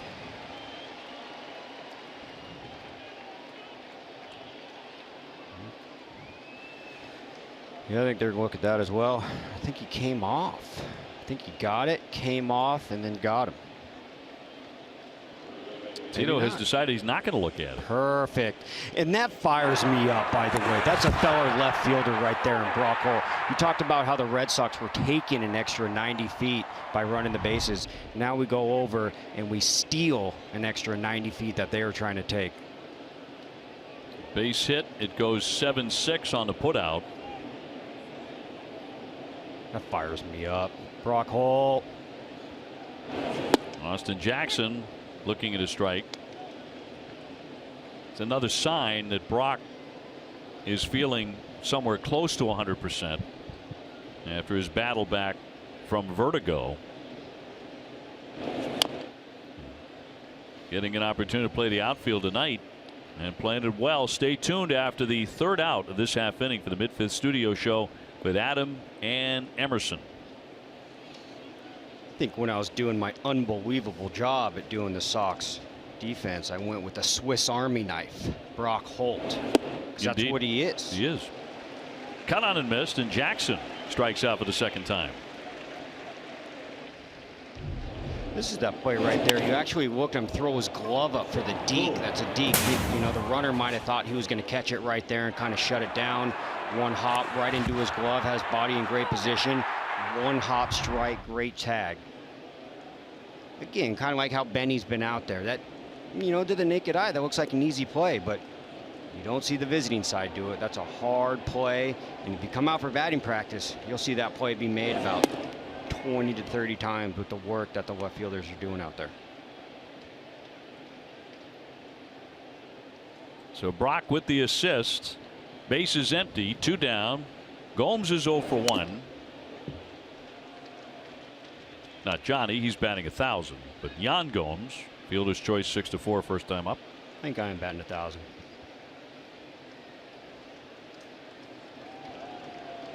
No question about that. 5-0. Red Sox have the lead here against the Indians. Because I got the best coach in the game, you. High fly right field. That's pretty well hit. Betts is back on the track. He's got it right in front of the bullpen. Mookie Betts runs it down. Time to turn it over to Adam and Emerson for the Mid-Fifth Studio Show as Mookie Betts goes all the way to the wall.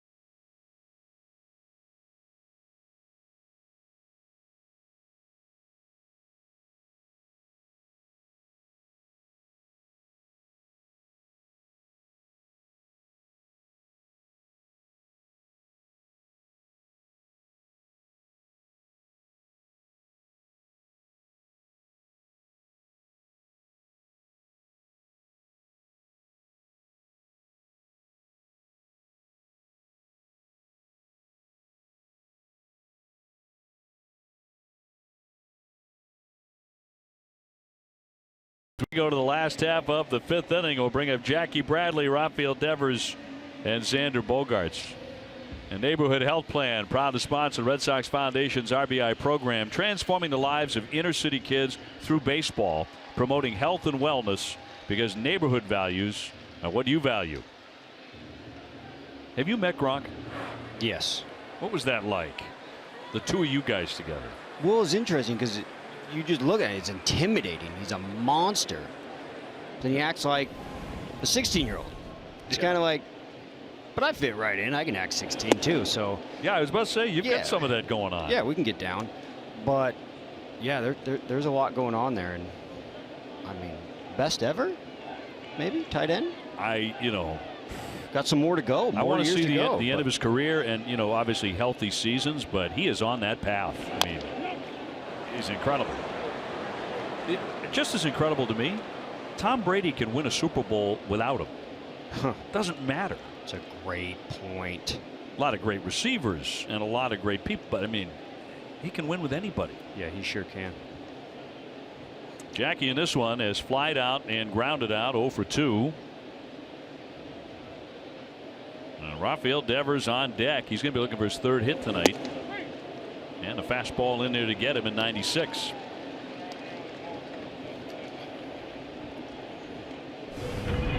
These 2 hits tonight, obviously they're just hits, but you look at the location and then where the ball goes. That ball's down and he's able to shove it to center, and that ball's down and out and he's able to shove it to right. He tries and pulls that ball, it's a ground ball. If he's under that ball, it's going to be a line drive right caught. But the location of the ball and where the ball ended up shows he's putting his A swing on these balls. He's hitting .364 with a couple of home runs. He hit .400 at AAA. That was only 9 games. I know we're looking at smaller samples, but with the early returns are really impressive with this kid.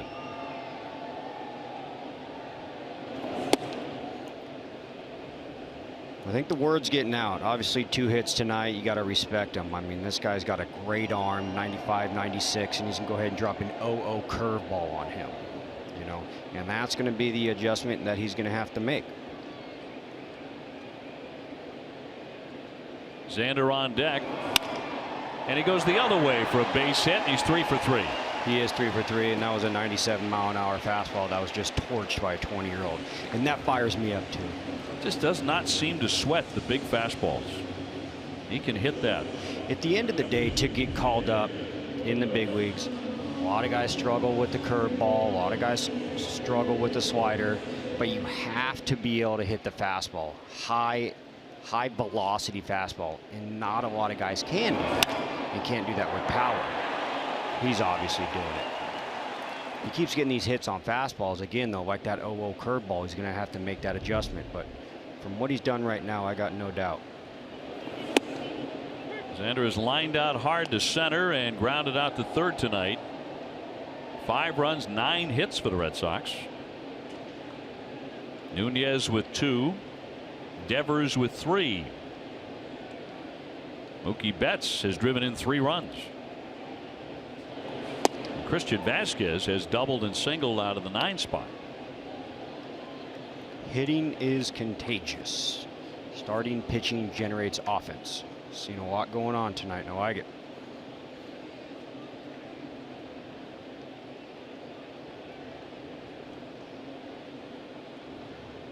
McAllister, tall, lanky, and the 0-2 is spoiled by Xander Bogaerts. Tomorrow, game 2 of the series, Chris Sale against Carlos Carrasco. That's a pretty serious battle. Yeah, you like to call that a heavyweight bout. This was boxing. It was going 15 rounds. Great way to start the month of August.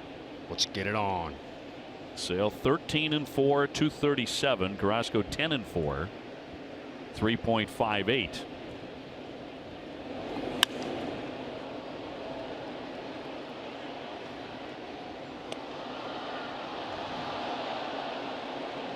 MLB.TV is every night, every device. Watch every out-of-market regular season game live. Plus, get a free subscription to At-Bat Premium. Blackout and other restrictions apply. Visit MLB.TV for details. You know, with Sale going tomorrow, it really does put a lot of pressure on this game. What can happen tomorrow? Anything, obviously. But with the run that he's on, they win tonight, it opens up a big higher percentage, if you will, to get 2 in a row. So this game is, you know, extremely important. You don't want to put too much weight on his shoulders. Liner and caught by Lindor, back to first base and knocked down by Santana. So Devers is back in. Yeah, I mean, you can't win the series, or you can't sweep the series if you don't win the first one. But to be able to get this one, we do kind of put a lot of pressure on Sale, but as expected, and his resume says that he's fine with it, to be able to run these two back-to-back. He's fine with it, and he appears to thrive in this role of being the guy, and he was again against Seattle last time out. This is a routine number for him. Yeah, how about that line? I mean, come on. People don't have that line in their career. 11 punch-outs, 1 walk. He's really fashioning an historic American League season. Down the line, Brantley will go and get it and makes the catch to retire the side. No runs, a hit, 1 left.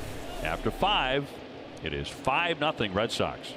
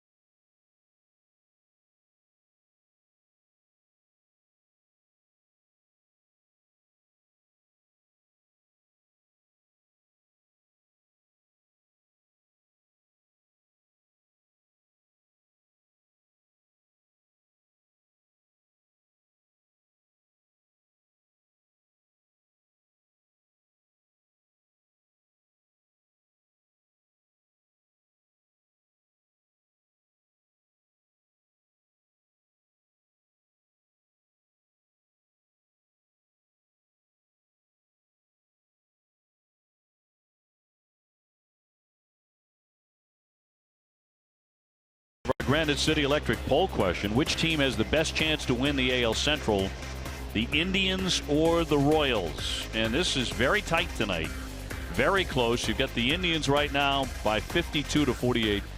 I think it's a toss-up the way Kansas City's playing. Kansas City is playing great, but you know, if this was boxing rules, Indians have the belt. They do. They have the belt. Somebody's got to take it away. They went all the way to the World Series. On to the 6th inning. Sox up 5-zip. Gonzalez, the leadoff man. And Pfister has really been superb. He's tossing a 2-hit shutout. Yes, he is. Walked a couple.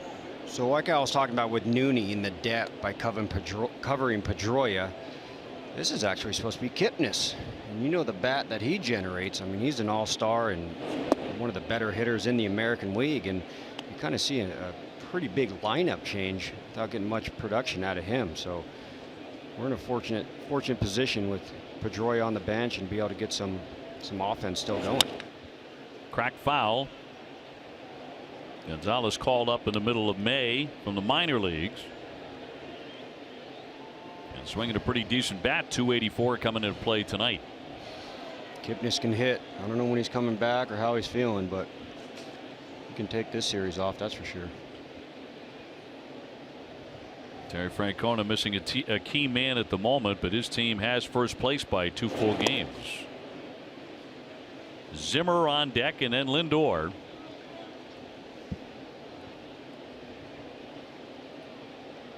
'57 wins, same number that the Red Sox have currently. And a 3-2. Pop to right. And Mookie will make that catch, one away in the 6th inning, as Doug Fister continues to get that leadoff man.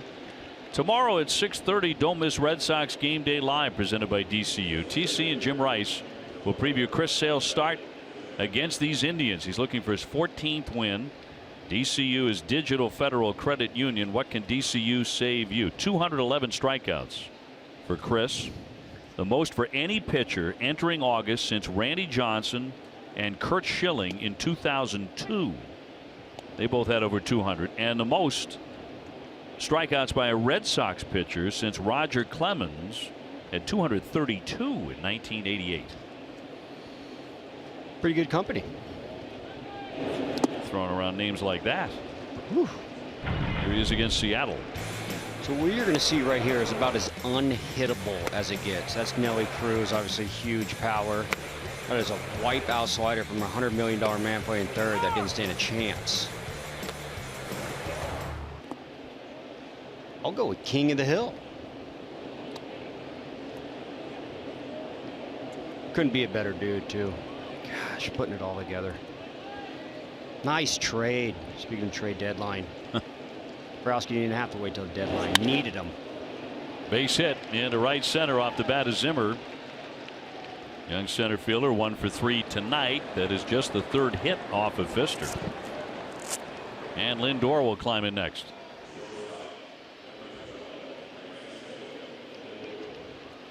I think you make a great point there about the unhittable nature of Chris Sale, because it's not just like he's winning games or just getting strikeouts.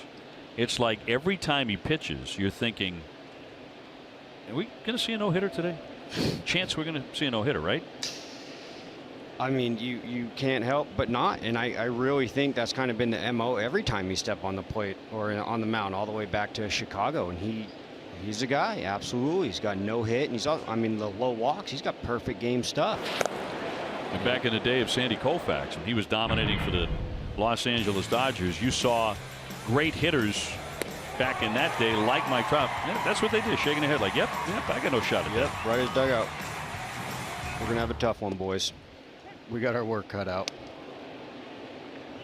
The attendance used to jump through the roof when Koufax would pitch in Los Angeles. It'd be up like another 30,000 at Dodger Stadium, because they anticipated they could see something they've never seen before, every 5th day. Correct. Similar to kind of like a King's Court in Seattle. Sure. I don't know what, maybe Arrow's going to have sailboat hats or something. I'll get one. You'll wear it. Yeah. Lindor is 0 for 2.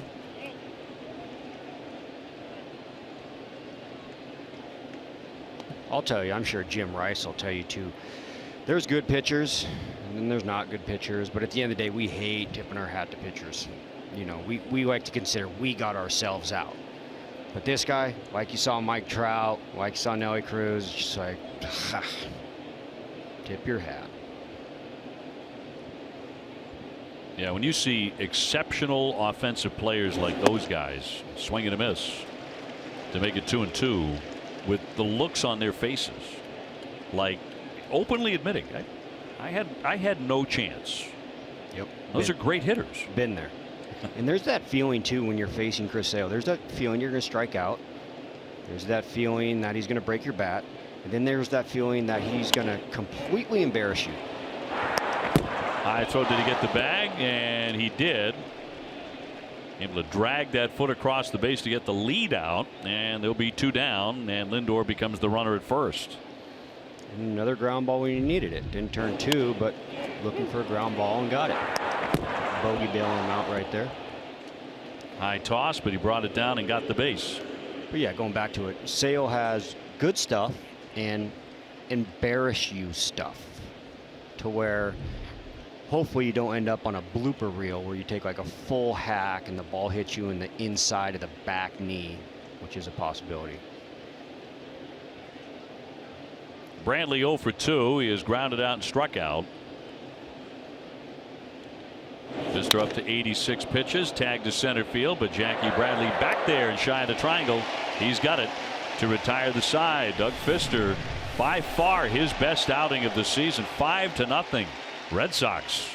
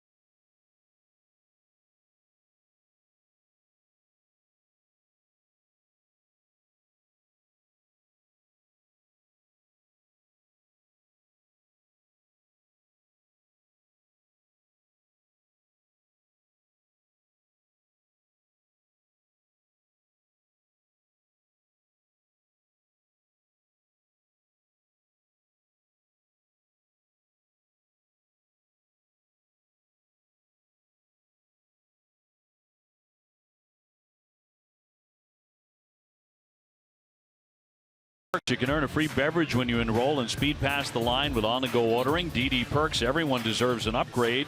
Speeding past the line may not be possible at all locations.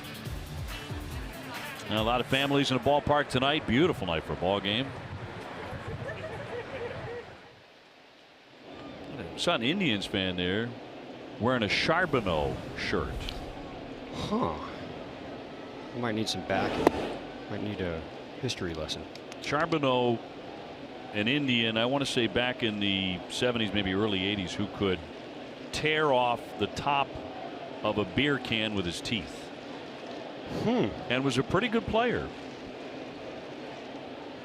That might be good to have on your resume. Indeed. Yeah, you never know. Could be in a jam and yeah. Could require that. Yep. Vasquez with a good night brewing. 2 for 2, a double and a single, 2 runs. Out of that 9 slot.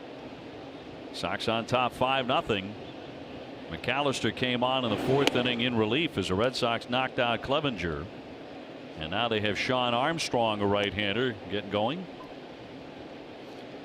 This is good too to be able to do this on the first day of the series. First day of the series, obviously you want to win every night, but to get the opportunity to look at as many bullpen guys as you can and to be able to stop them from walking as many bullpen guys as the Sox are going to throw out there, because it's all about adjustments. They might get you one night, then you can make the adjustment and get them. So even if they get you tonight, if he comes back around this series, and we're obviously going to have the opportunity to see maybe 1, 2, or 3 more, which is a good scouting report to have of your own versus the scouting report on paper. And get your own book right away. Mookie Betts on deck, followed by Brock Holt. That'll miss according to home plate ump Wegner, and runs it to 3-2. You get that call when you're hot. You earn that call. 2 hits. If he doesn't swing, it's a ball.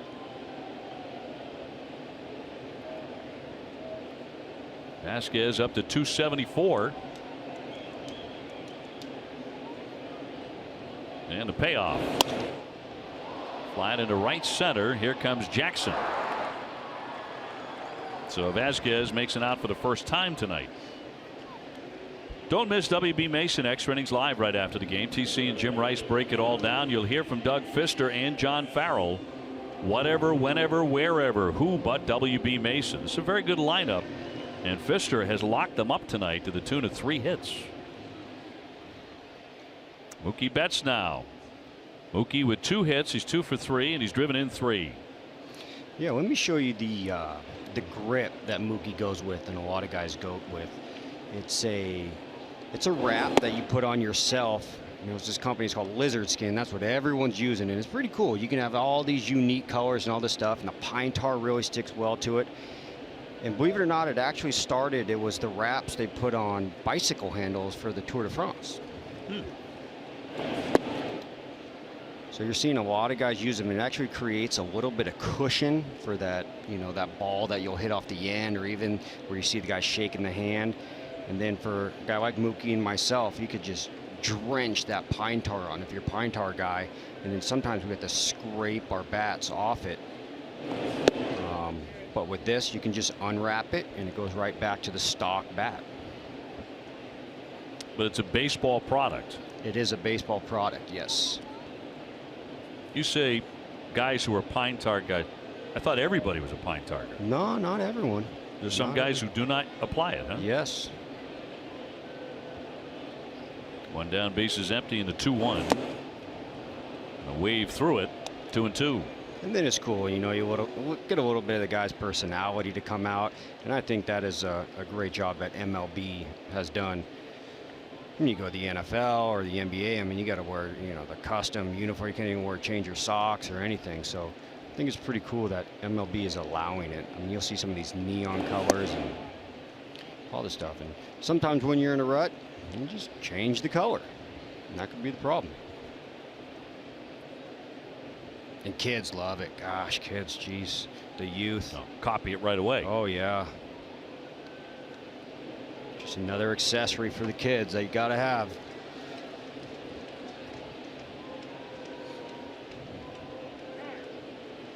Betts will get time here from Wegner. And the Betts going with the patriotic look, of course. He's got the red, white, and blue kind of splash colors. Looks good tonight. Looks good tonight. Mookie has that family history, of course. His dad fought in the Vietnam War, a swing and a miss. And down he goes, strike 3. So he is 2 for 4 tonight. They'll send up Brock Holt. Brock with a couple of walks this evening. And a really fine play out in left field. He has an outfield assist. Yes, he does. And again, like Pedroia getting the day off and Nooney covering him, you know, Benny should be out there and, you know, to be able to give him a day, and Brock's covering him as well.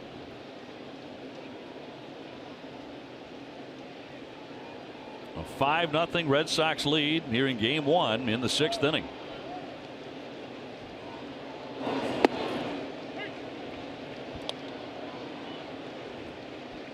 Brock looking for that first home run.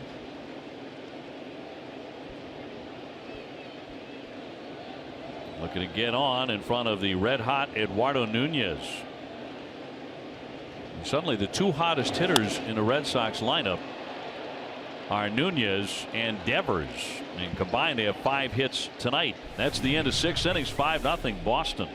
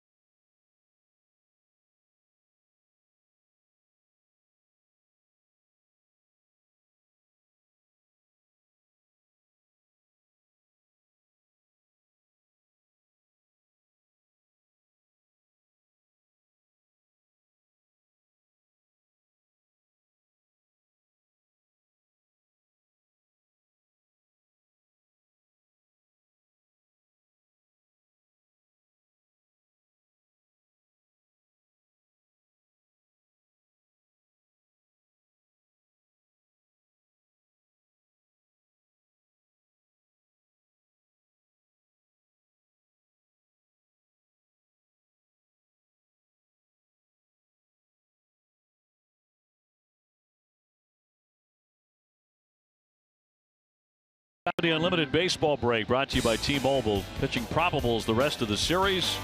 Sale against Carrasco tomorrow. Don't want to miss that at 7. Bauer against Porcello on Wednesday. And that'll finish up the series against the Indians. Johnny Gomes and Dave O'Brien with you. Top half of the 7th. 5-0 Red Sox. Here on the day that saw the Major League Baseball trade deadline come and go. A shattered bat, fly ball, Betts charging. And Ramirez is gone. 1 away. You were traded in your career. You know what it's like on a day like today to be dealt. What is that feeling like when someone comes to you and goes, hey, Johnny, you're moving on? The first time I got traded was from Cincinnati to Washington, and it was about at 6:55. I think I was batting 3rd or 4th, maybe 5th, somewhere right in the middle of the lineup, right in the heat of the battle. Got my bat, my glove, ready to run out, and Dusty Baker peeked his head out of his locker. Come here. I said, no. I got a game. I gotta go. I gotta go get ready. He goes, come here. I said, no. And then Walt Jocketty, the general manager, peeks his head around, and he goes, come here. I said, yeah, I better get over there. You know, here it is, this, that. You've been traded to Washington, and so obviously the game's going to start at 7. Man, you pack all your stuff up, all your baseball stuff, and boy, we have a lot of stuff too. And pack it all up, head home, flight to Washington at 7 o'clock in the morning. Pack as much clothes as you can. Obviously never coming back to that house. Yeah. And you don't have a place to live. Don't have a place to live. Your family's somewhere else. I mean, you don't have anywhere to go other than the ballpark. Somebody else, it's probably the director of team travel, who's putting that together for you. Yeah, I mean, you know, that's the behind the scenes stuff in baseball. So I'm getting ready to go to a city that I'm going to work in and not have my car, not have a place to live, not going to know if I'm going to get a place or if you're just going to stay in a hotel the remaining of the time. Don't feel sorry for the baseball players by any means, but it's a unique lifestyle. Sure. I mean, imagine you getting the call right now and be like, traded St. Louis. Yep. Bring as many ties as you can. That's about right. But is the first thing you do as Santana gets in with 2 down, get in touch with somebody on that ball club to kind of get the lowdown? Yeah, 100%. And most of the guys that get traded, obviously these prospects, they kind of come and go, whatever, but they don't know any different, so they'll figure it out. But yeah, I mean, when you're going with your family, like I have 3 kids, you know, and a wife, and it's kind of like, all right, babe, good luck. Yeah. Gotta go. So they'll, you know, we'll fly someone in and help pack up, but you know, I can mention 3 kids, so you're talking 3 beds, 3 car seats, 3 diaper deals, this and that. You got a bouncy joint and a light up thing, and it's not your standard move, but yeah, it's all part of the deal. I know what you mean. You know, no one should feel sorry. It's a major league life. It's great. Charters, great hotels, all that stuff. Yep. Then there's the other side of it where your life gets turned on its ear when you get traded like that. And I think we can all sympathize with that. Yeah, I mean, all of a sudden you're taking cabs. All of a sudden you're at home. This is your home. This is where you're going to play, and you're literally on your navigation in some app to figure out where to get your food. Exactly. Swing and a miss, strike 3, and Pfister just cruising here tonight and getting a big hand at Fenway, up 5-0.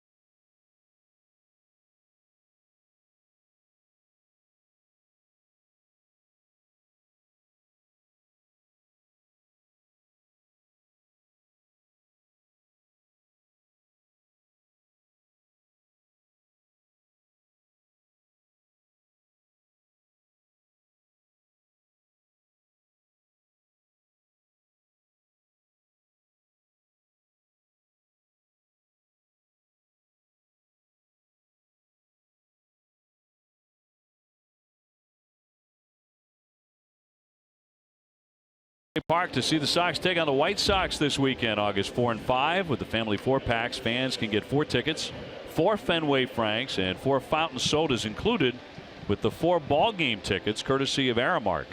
For tickets and more information, visit redsox.com/family 4-packs.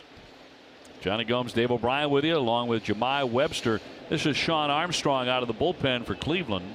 So he becomes their second reliever as he replaces McAllister. Sox leading 5-0. Nunez has been right in the middle of it with a double and a single. He's driven in a pair of runs. Since coming to the Sox, he's hitting .467. It's all there. It's all there.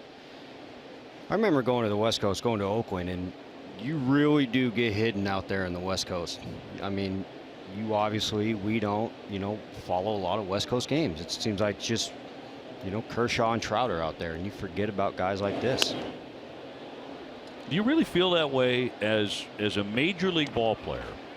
You're traded to another major league city, maybe even a really good ball club, good organization. You really feel like when you're way out there on the West Coast, you're lost. 100%. 100%. They haven't even started first pitch yet. 7 o'clock game, 3-hour time change. They're just getting off field for BP. I sure not watching the Angels game tonight. 0-2, but you follow the game very closely. Yeah, I know you do. You live it, you breathe it. Yes, but this is a perfect example like Nooney. So I'm obviously going to watch the highlights. I'll watch the network. I'll watch the baseball this or look up. Nooney's he's been doing well, but as a whole, he's not going to be on their highlights every night. He's the one who's kind of behind the scenes, just generate offense. He's not the big 3-homer guy. He hits that one to left, racing back. Brantley can't get it.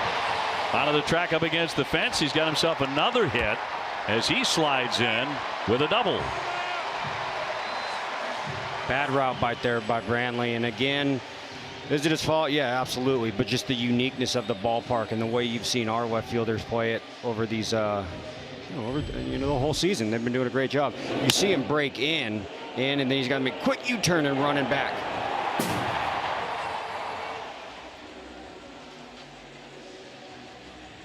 Unable to get it with that last second lunge. Yeah, you'll see him run in, and then turn around and go back. And he lost too many steps coming in.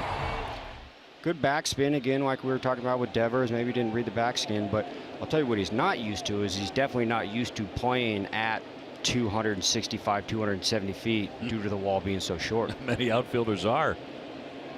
Make a great point there. Hanley Ramirez is walked, struck out, and hit into a double play tonight. Trying to get into the hit parade. The Sox have 10. Cleveland just 3 against Doug Fister, who has been marvelous. Looks like they got no one going in the bullpen. I like it. Send him back out there. Pitching into the 8th. That's big boy stuff.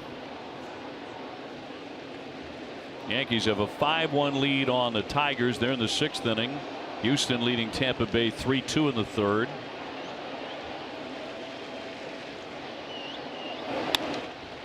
And a fly ball straight up to center. Zimmer under.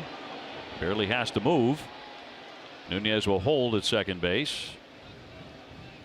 Let's look back at the night of Eduardo Nunez. 3 hits. Starts with one of the L's, and that's leather. Obviously, the stick right there. You can tell he's been watching Dustin Pedroia at this park. And then Buggy whips one down there, right off the wall. Guaranteed double with an RBI. Shooting it again. Situational hitting right there is impeccable. Just driving it right through. We call that the 5-hole. 5 being a third base position. So he's having a heck of a game all around. Filling in for Dustin Pedroia at second base. His 9th 3-hit game of the season. Here's Jackie Bradley. Jackie 0 for 3. There he goes. Runner goes. And they'll just let him dive on in with the theft. How big of a boy are you? See the shuffle, shuffle, shuffle, shuffle, go. That's professional right there. He had no chance. You saw Ramirez with his hand saying, no, he got us. Red Sox have stolen third base 17 times this season. That is the most in the American League. And that's so huge right there. And actually takes off a lot of pressure off Jackie. Jackie runner on second. You need a double, possible single to get the run in.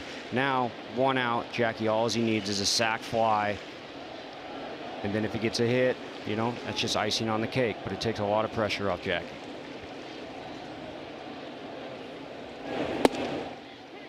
In there for a strike.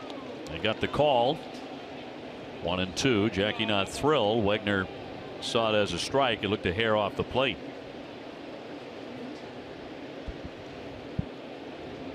Still in a good situation just to elevate the ball. Stay within yourself. Get a pitch. Tappy, tappy. 1-2, got a piece. Thursday is Jackie Bradley Jr. bobblehead night at Fenway. First 12,000 fans receive a JBJ bobblehead presented by Drizzly. For tickets and more information, visit redsox.com/promos. Have you seen it? Not yet. I'm looking forward to seeing that one. Whew, the suspense is killing me. I want to see Jackie making a catch. Yeah, it's got to be in the outfield, I imagine.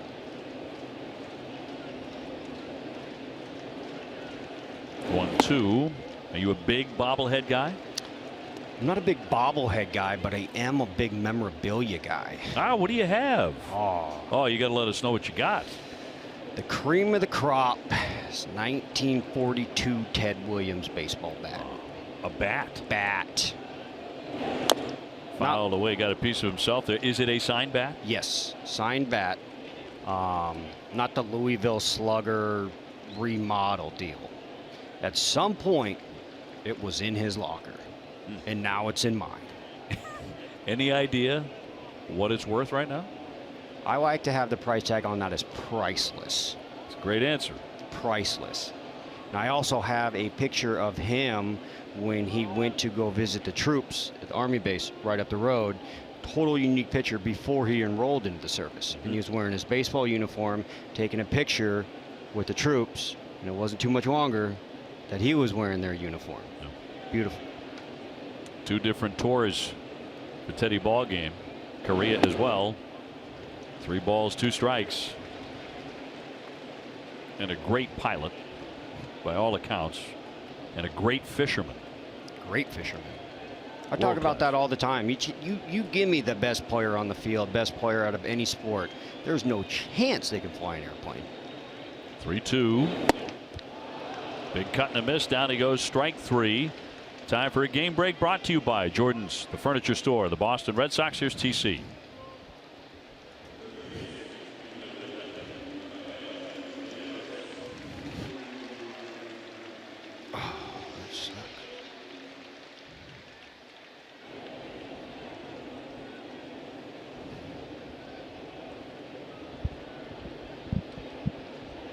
Tom, thank you. Just inside time to see Devers swing for the 4th time. He has 2 singles and a double. 3 for 3 tonight as a runner at third base and 2 away. I mean, we're spoiled right here, thinking he's going to get another 2-out RBI.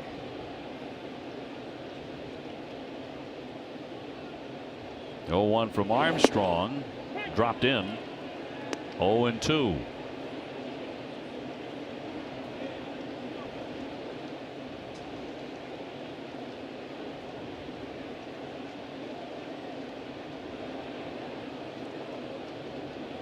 Nunez 90 feet away, and a bloop into right field. That's going to drop down for a base hit, and for the first time in the 20-year-old's very young major league career, he has a 4-hit game, and the Red Sox are on top 6-0. This guy's unbelievable. He's gone single, then he's gone double, single, single.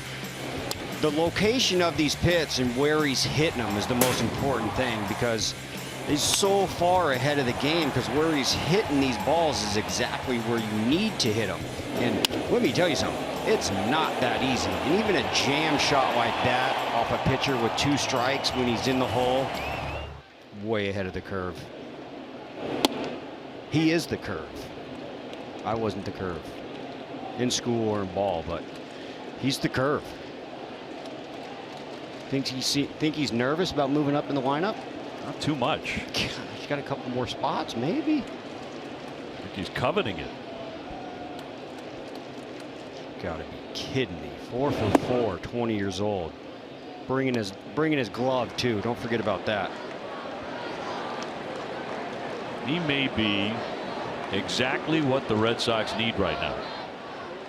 combination of Devers and Nunez. Red Sox in need of offense, but also he's a refreshing personality and a jolt of life. If he keeps swinging a bat like this, it's no question. There was a young kid that I was in Double-A with, and I thought we were so far away from the big leagues, even in Double-A, and he gets called up. I wasn't his teammate, played against him, and he was really good. And he got called up. His name was Miguel Cabrera. Rings a bell. That one socked into left field for a base hit. Xander Bogaerts had a couple of really good swings tonight. In fact, several. That's the first one where he's gotten a hit, but first and second with 2 down. And that's what we're talking about. That's how we're going to stop talking about that hand. His hand's good to go now. See his hands fire. There's bat speed. There's velocity coming off. It's all there. He's going to get a couple of those, and then watch. He's going to elevate one. He lined out to center field his first at bat. Lined to the shortstop in the 5th inning. Now rips a base hit here in the 7th. So that is a very promising sign. Moreland is 0 for 2, but he's been on base a couple of times, and he has scored twice. Red Sox with a dozen hits. The Indians, incidentally, came in with the #1 pitching staff in the American League, just a fraction in front of the Red Sox. They had their work cut out for him, absolutely. Hanging a 6th spot with 12 hits. And running the bases like they're running the bases. Nice stop by Gomes. We had a picture of a Joe Charbonneau Cleveland Indians shirt up there in the monster seats. He won the Rookie of the Year in 1980 with the Cleveland Indians. I'm not trading my Ted Williams bat. you may want to. I think that's a wise decision, Johnny. Yeah. Hold on to that. It did look signed, though. What a fan.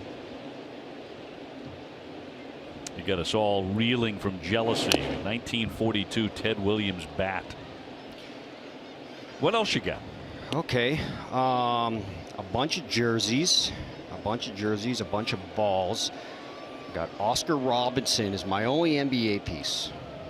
You have an Oscar Robertson signed ball. Signed basketball? Which at the time I really thought no one was ever going to average a triple-double. I have 3 seats from old Yankee Stadium. And it's not because I'm a Yankee deal, whatever. That was where I made my debut. Ah, from old Yankee. Yes, in the seat numbers, I had to know a guy for this one. The seat numbers are the date of my call-up. So September 12th, 03. That's very cool. Yeah. Those are sitting in my son's room. He's dialed in. 2 down, 2 on, a 2-2. And a full count. You remember the catch from the San Francisco 49ers with Steve Young going against the Cowboys? From Joe Montana. Or Joe Montana, yeah. Joe Montana falling back. Dwight Clark, yep. Got it. Both signed by that. Unique pieces. Both of those guys. You have both of them signed? Yes. Oh, wow. Yes. I got to drop by the man cave, Johnny. I got to see some of this stuff. Runners on the move, and that's ball 4. So Moreland is on base again, and the bases are going to be loaded up for Vasquez. You get some good stuff. Yes. And here comes Mickey Callaway again. Made a couple of visits here tonight. Red Sox on top 6-0. Certainly the other part of the narrative, and a big part of it, has been Doug Fister, who has pitched a brilliant ball game against the Indians. He's already gone 7, and he's tossing a shutout. And he's kind of looked like vintage Doug Fister. He is. This is a unique situation. Obviously 0 runs, 3 hits, but the way, watch his ball move and see that thing slide away right there. His curveball was huge tonight. I guarantee he's going to talk about that post game. Sinker in. He had 3 strikeouts on the outer half, the curveball, and then the inner half in a row. There's that curveball again. That was in a 3-2 count, which tells me he has a lot of confidence in that. He broke that out early. He did. I saw it. I think it was to Santana the first time he threw it. I said, ooh, he's got confidence in that guy. The Red Sox with a man at every base. Vasquez has a double and a single tonight. He's gone 2 for 3. How about my favorite baseball I have signed? to me, and it says, "I played with Jackie, Don Zimmer." Because he played with Jackie. I'd always ask him about Jackie Robinson questions. And he signed a ball to me. "I played with Jackie." That's really cool, too. One of the numbers retired in every major league stadium forever at number 42. Don Zimmer had an interesting career. Of course, I think every Red Sox fan knows that before the days of the helmet, he was beamed. Yes. And suffered a fractured skull. Very nearly died. Had to come back from that. They still didn't put him in a helmet. Fly it into right field, and Jackson will end the inning. But the Red Sox grab another run and have a 6-0 lead tonight over the Cleveland Indians.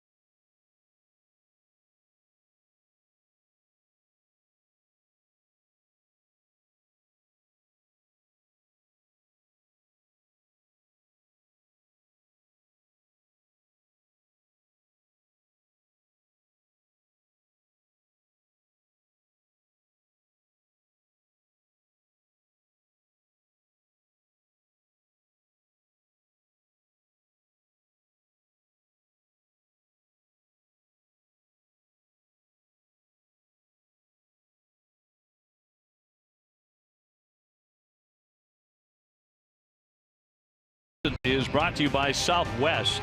Yes to low fares with nothing to hide. That's transparency. Ford Trucks, built Ford tough, the official truck of the Boston Red Sox, and by Digital Federal Credit Union. See what DCU can save you. Lovely night here. Red Sox in the top of the 8th inning with a 6-0 lead. That man has been outstanding.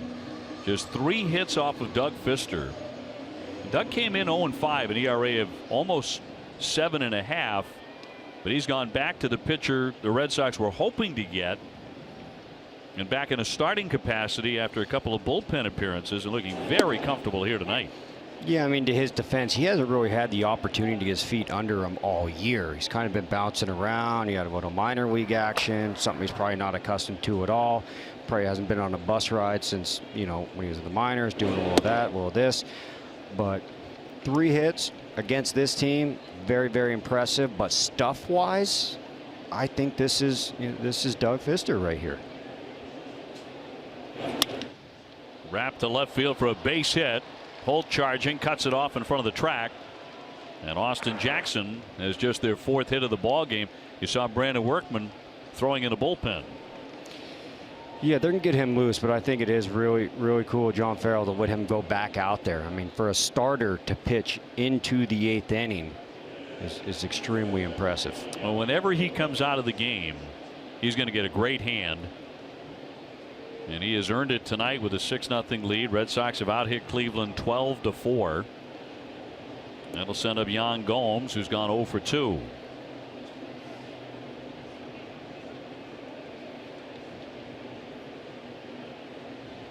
And a high fly foul out of play.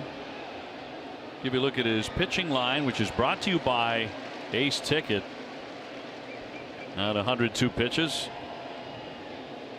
Pitching into the 8th with 5 strikeouts.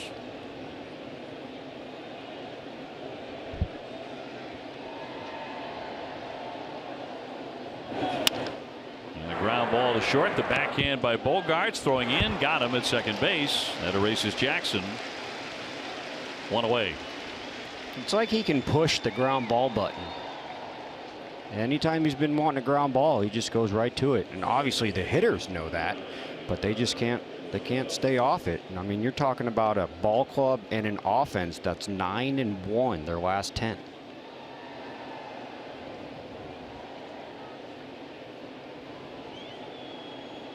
Here's Eric Gonzalez. He's 0 for 2, a ground out and a fly out.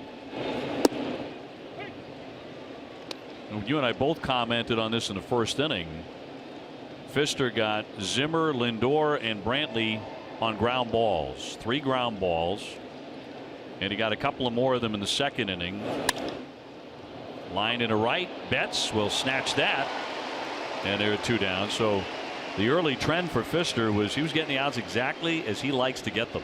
He was, and I thought, you know, the curveball, I'm telling you, I think that kind of caught these guys off guard as well. Yep. For him to break that out, maybe, you know, his last couple starts, he's looking at his tape, he's like, man, I haven't been throwing my curveball much. Well, let's throw it. Two-way, top of the order, and Zimmer. He's gone 1 for 3 with a base hit in the 6th inning. Sitting right here at 105, 2 outs. A quick out right here, keep him under 110. You thinking coming back? Oh, shutout, maybe. Don't you almost have to give him the chance? Don't you almost have to? You do, and then I think the other side, even if the leadoff guy gets on, it gives him the opportunity to come off and get that electric ovation that he deserves.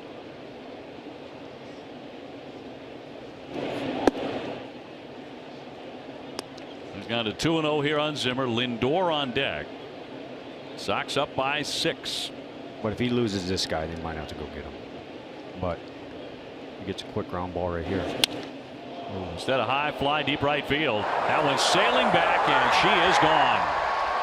So Zimmer connects for his 8th home run of the year. There goes the shutout. That'll make it 6-2. 2-run shot for the youngster.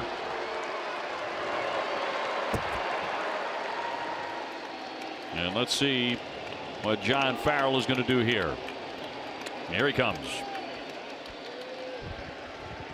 So Pfister pitching into the 8th inning, goes 7 2/3 and pitched a marvelous baseball game. Let's let the people cheer.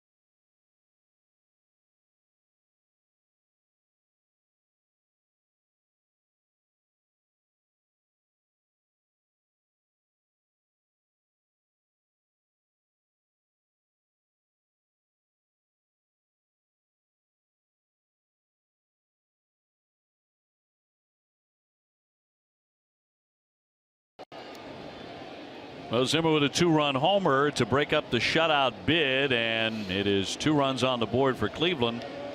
Red Sox leading it 6-2. Workman now out of the bullpen and deals a strike on Lindor. He's gone 0 for 3. Granted a 2.25 ERA in 10 appearances, as he has come back full and strong from Tommy John surgery and lofted into right center field. That'll be in for a base hit. So Lindor with his first hit tonight. Now a dangerous part of their order. It'll be Brantley. Of course, you have Ramirez and Encarnacion after him. One more out in this inning. Obviously, going against Cleveland, they do have a nice little cushion right now of 4 runs, but these guys can come at you pretty quick. You know, you kind of want to bear down and get this last out right here. Brantley is 0 for 3 with a ground out, a strikeout, and a fly out.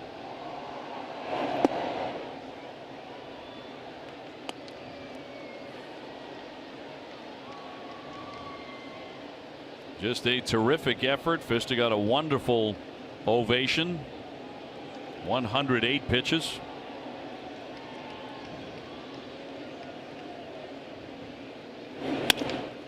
Up the middle and another base hit. Rounding second on his way to third, Lindor, as the throw comes in, and they're going to be on the corners. Back-to-back singles here with 2 down off Workman, and Jose Ramirez with 18 home runs is next. I mean, starting pitcher can't go forever. Obviously, the 107s being on the mound in the 8th, both those probably, you know, foreign to him this time of year. But you know, you got to. Sometimes it's good for the opposing team, good for our team, just to get another look. Obviously, we're talking about Lindor going 0 for 3. There's a lot of 0 for 3s and guys begging for him to come out of the game. And Carl Willis with a mound visit here in front of Ramirez, who has a base hit, a walk, and a fly to right field. And one of the best hitters in the game coming up next. Shop Jordan's Furniture now and save twice the sales tax on anything you buy, or get up to 72 months no interest with equal payments and no minimum. See Jordans.com for details.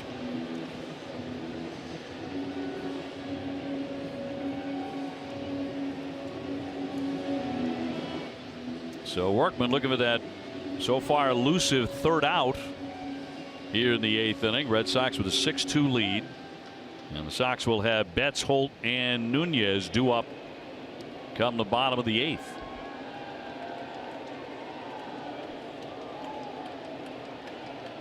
First and third for the Tribe.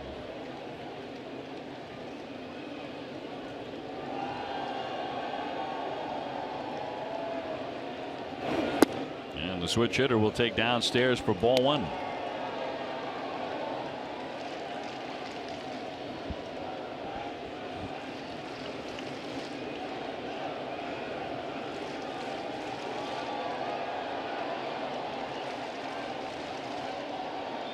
Workman's 1-0.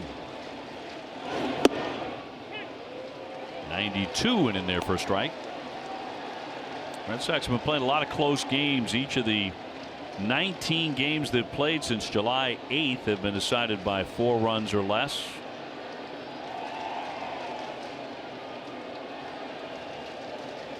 And the 1-1.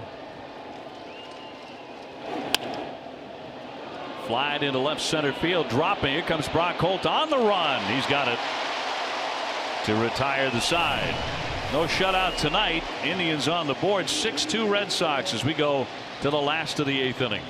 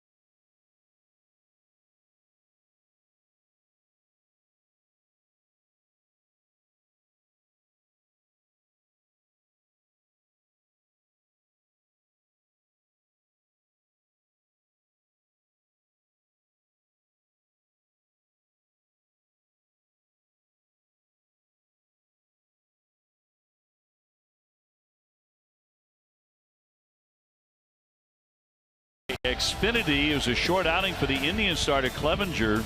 Not so for the Red Sox starter Fister. Was terrific. Over 7 2/3, 2 earned runs, 5 Ks. Nunez and Devers have had great nights. They sure have. A lot of hits for us, no runs for them.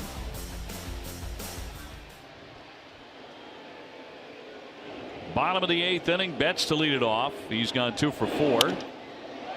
Fly to right field, well struck. Jackson has room though. Yeah, like I was talking, Brand Workman really had to bear down here. This is a close pitch right there when it comes over the plate, but then he's going to run one in right there. He's going to shoot one out. He's trying to go out right there, but the cutter's going to play on the outer half or the inner half, and ran it in, got it on his hands, pop up, and he knew.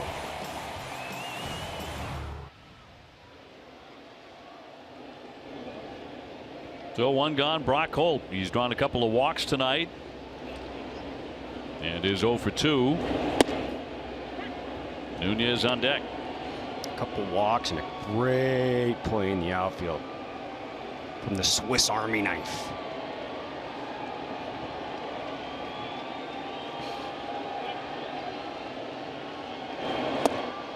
That one tied him up in, and the count 0-2. And Sox looking to take game 1 of this 3-game series against Terry Francona's Indians,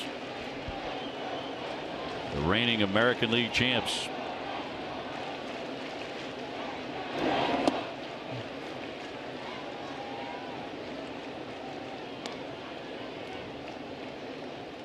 Alongside Brad Mills, his longtime follically challenged lieutenant.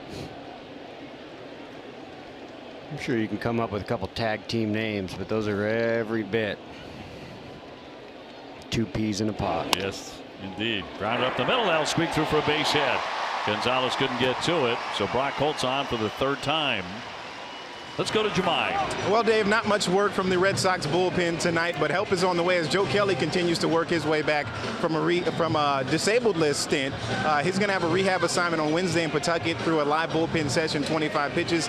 And I can tell he's getting back to his normal self because he came over to me and had a little bit of a conversation. And don't shoot the messenger, but this is for you, Johnny. He wanted you to take a look at first base coach Ruben Amaro's footwear. It's a popular brand, but he says that the check on the back of those shoes, the swoosh, I should say, is in a peculiar position. Not sure if they're real or fake, but he thought you had some good time with those. Wow. I haven't seen that before. I'm not sure those are legal, are they? Yeah, it's a peculiar way to have the swoosh, that is for sure. But Joe Kelly thought you have some fun with that, Johnny. Make sure you give Ruben Amaro some ribbing maybe later tonight. I think Johnny wants a pair. Yeah, I've actually too much swagger for spent Johnny. a little time down there in the coach's room. Yeah, and real interested to talk to him. I mean, Olsen coming out of their bullpen. We'll take the break as well. More in a moment.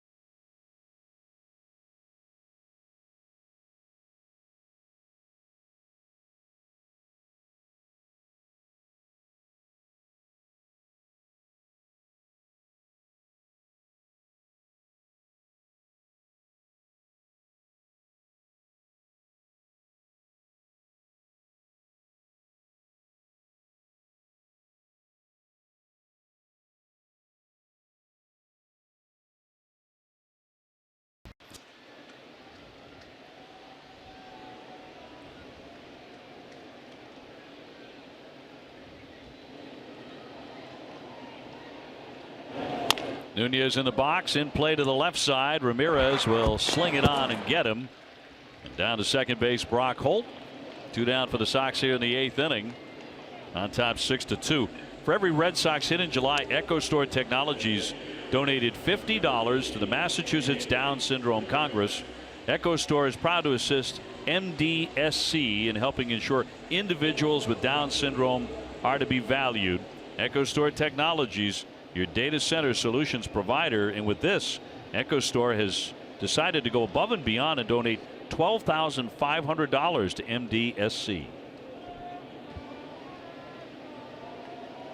2 away for Hanley in search of that first hit tonight. He's gone 0 for 3 with a walk.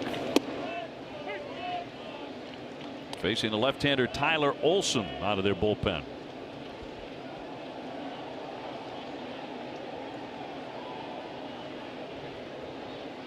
His numbers with AAA Columbus, where he was tough to hit, a 189 average against him, and he drops in another strike. I think it's Columbus Clippers ring our bell. Is that right? Yep. I know that.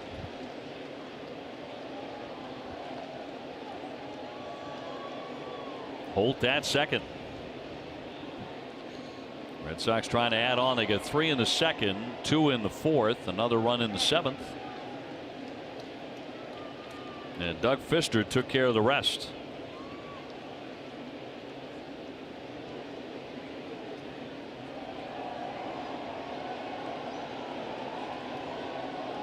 And the left-hander's 0-2.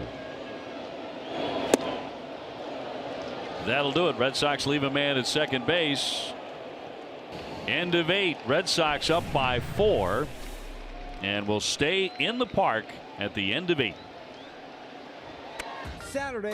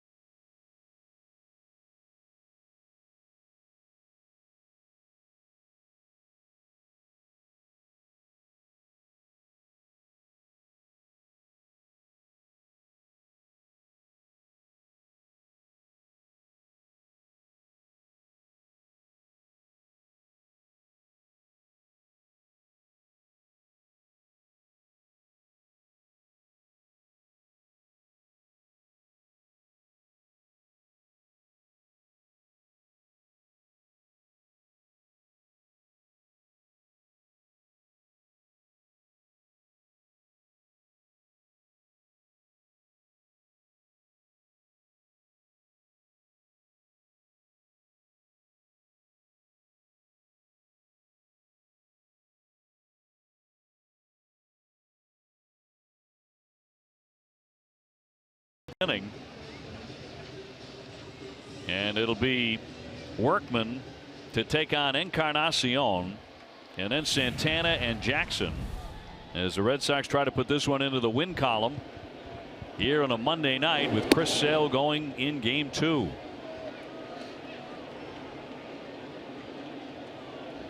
Encarnacion has been quiet. He was 0 for 3 against Doug Fister. That included a strikeout and a double play. Yeah, coming into not a clean slate, the inherited runners deal. So hopefully he's able to settle down here. First batter, no outs, establish his fastball. The guy you got to be careful with, just like the guy on deck.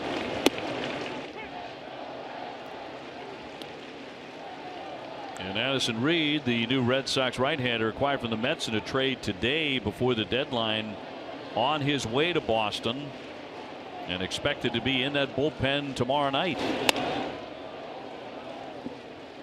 Stay tuned for Red Sox Final, presented by Plainridge Park Casino.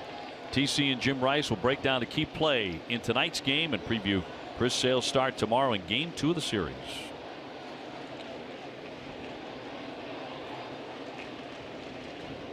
And a 2-2 from Workman. A rattler to third base. Devers, nice charge. Got him. One away. Yeah. Time now for our player to bank on, presented by Capital One Banking Reimagined. If I was banking, I'd be banking with him 100%. Logging 4 hits tonight. It's so crucial to get off a start like this, but I mean, he's totally red hot right now in all aspects of the game. I mean, he's going left field, he's going right field, he's blooping balls in to get these 2-out RBIs, and then he's going with that power backspin and already knocking on that Green Monsters wall.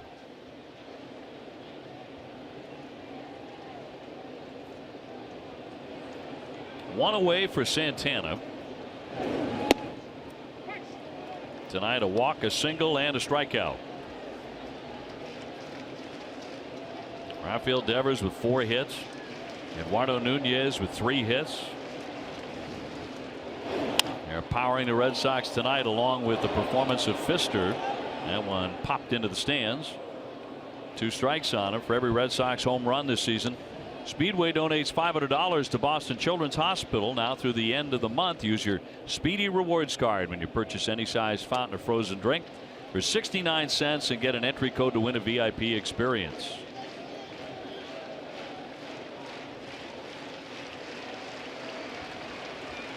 I see Workman settle down right there and went to a 2-0 count. Next batter, 0-2 count. Blew him away, 94 miles an hour, 2 down. He did blow him away.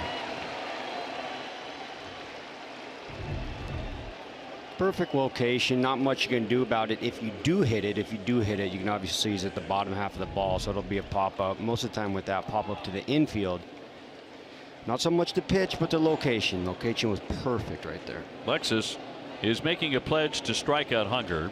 Every time a Sox pitcher strikes out an Indians hitter, Lexus donates $50 to the Greater Boston Food Bank.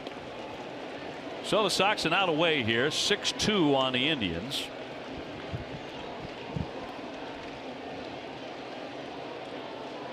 This is one of the better games the Red Sox have played all the way around in some time, and a fly ball to right field that should end it, and that will do it. The Red Sox win it 6-2. They get off to a very nice start in this series.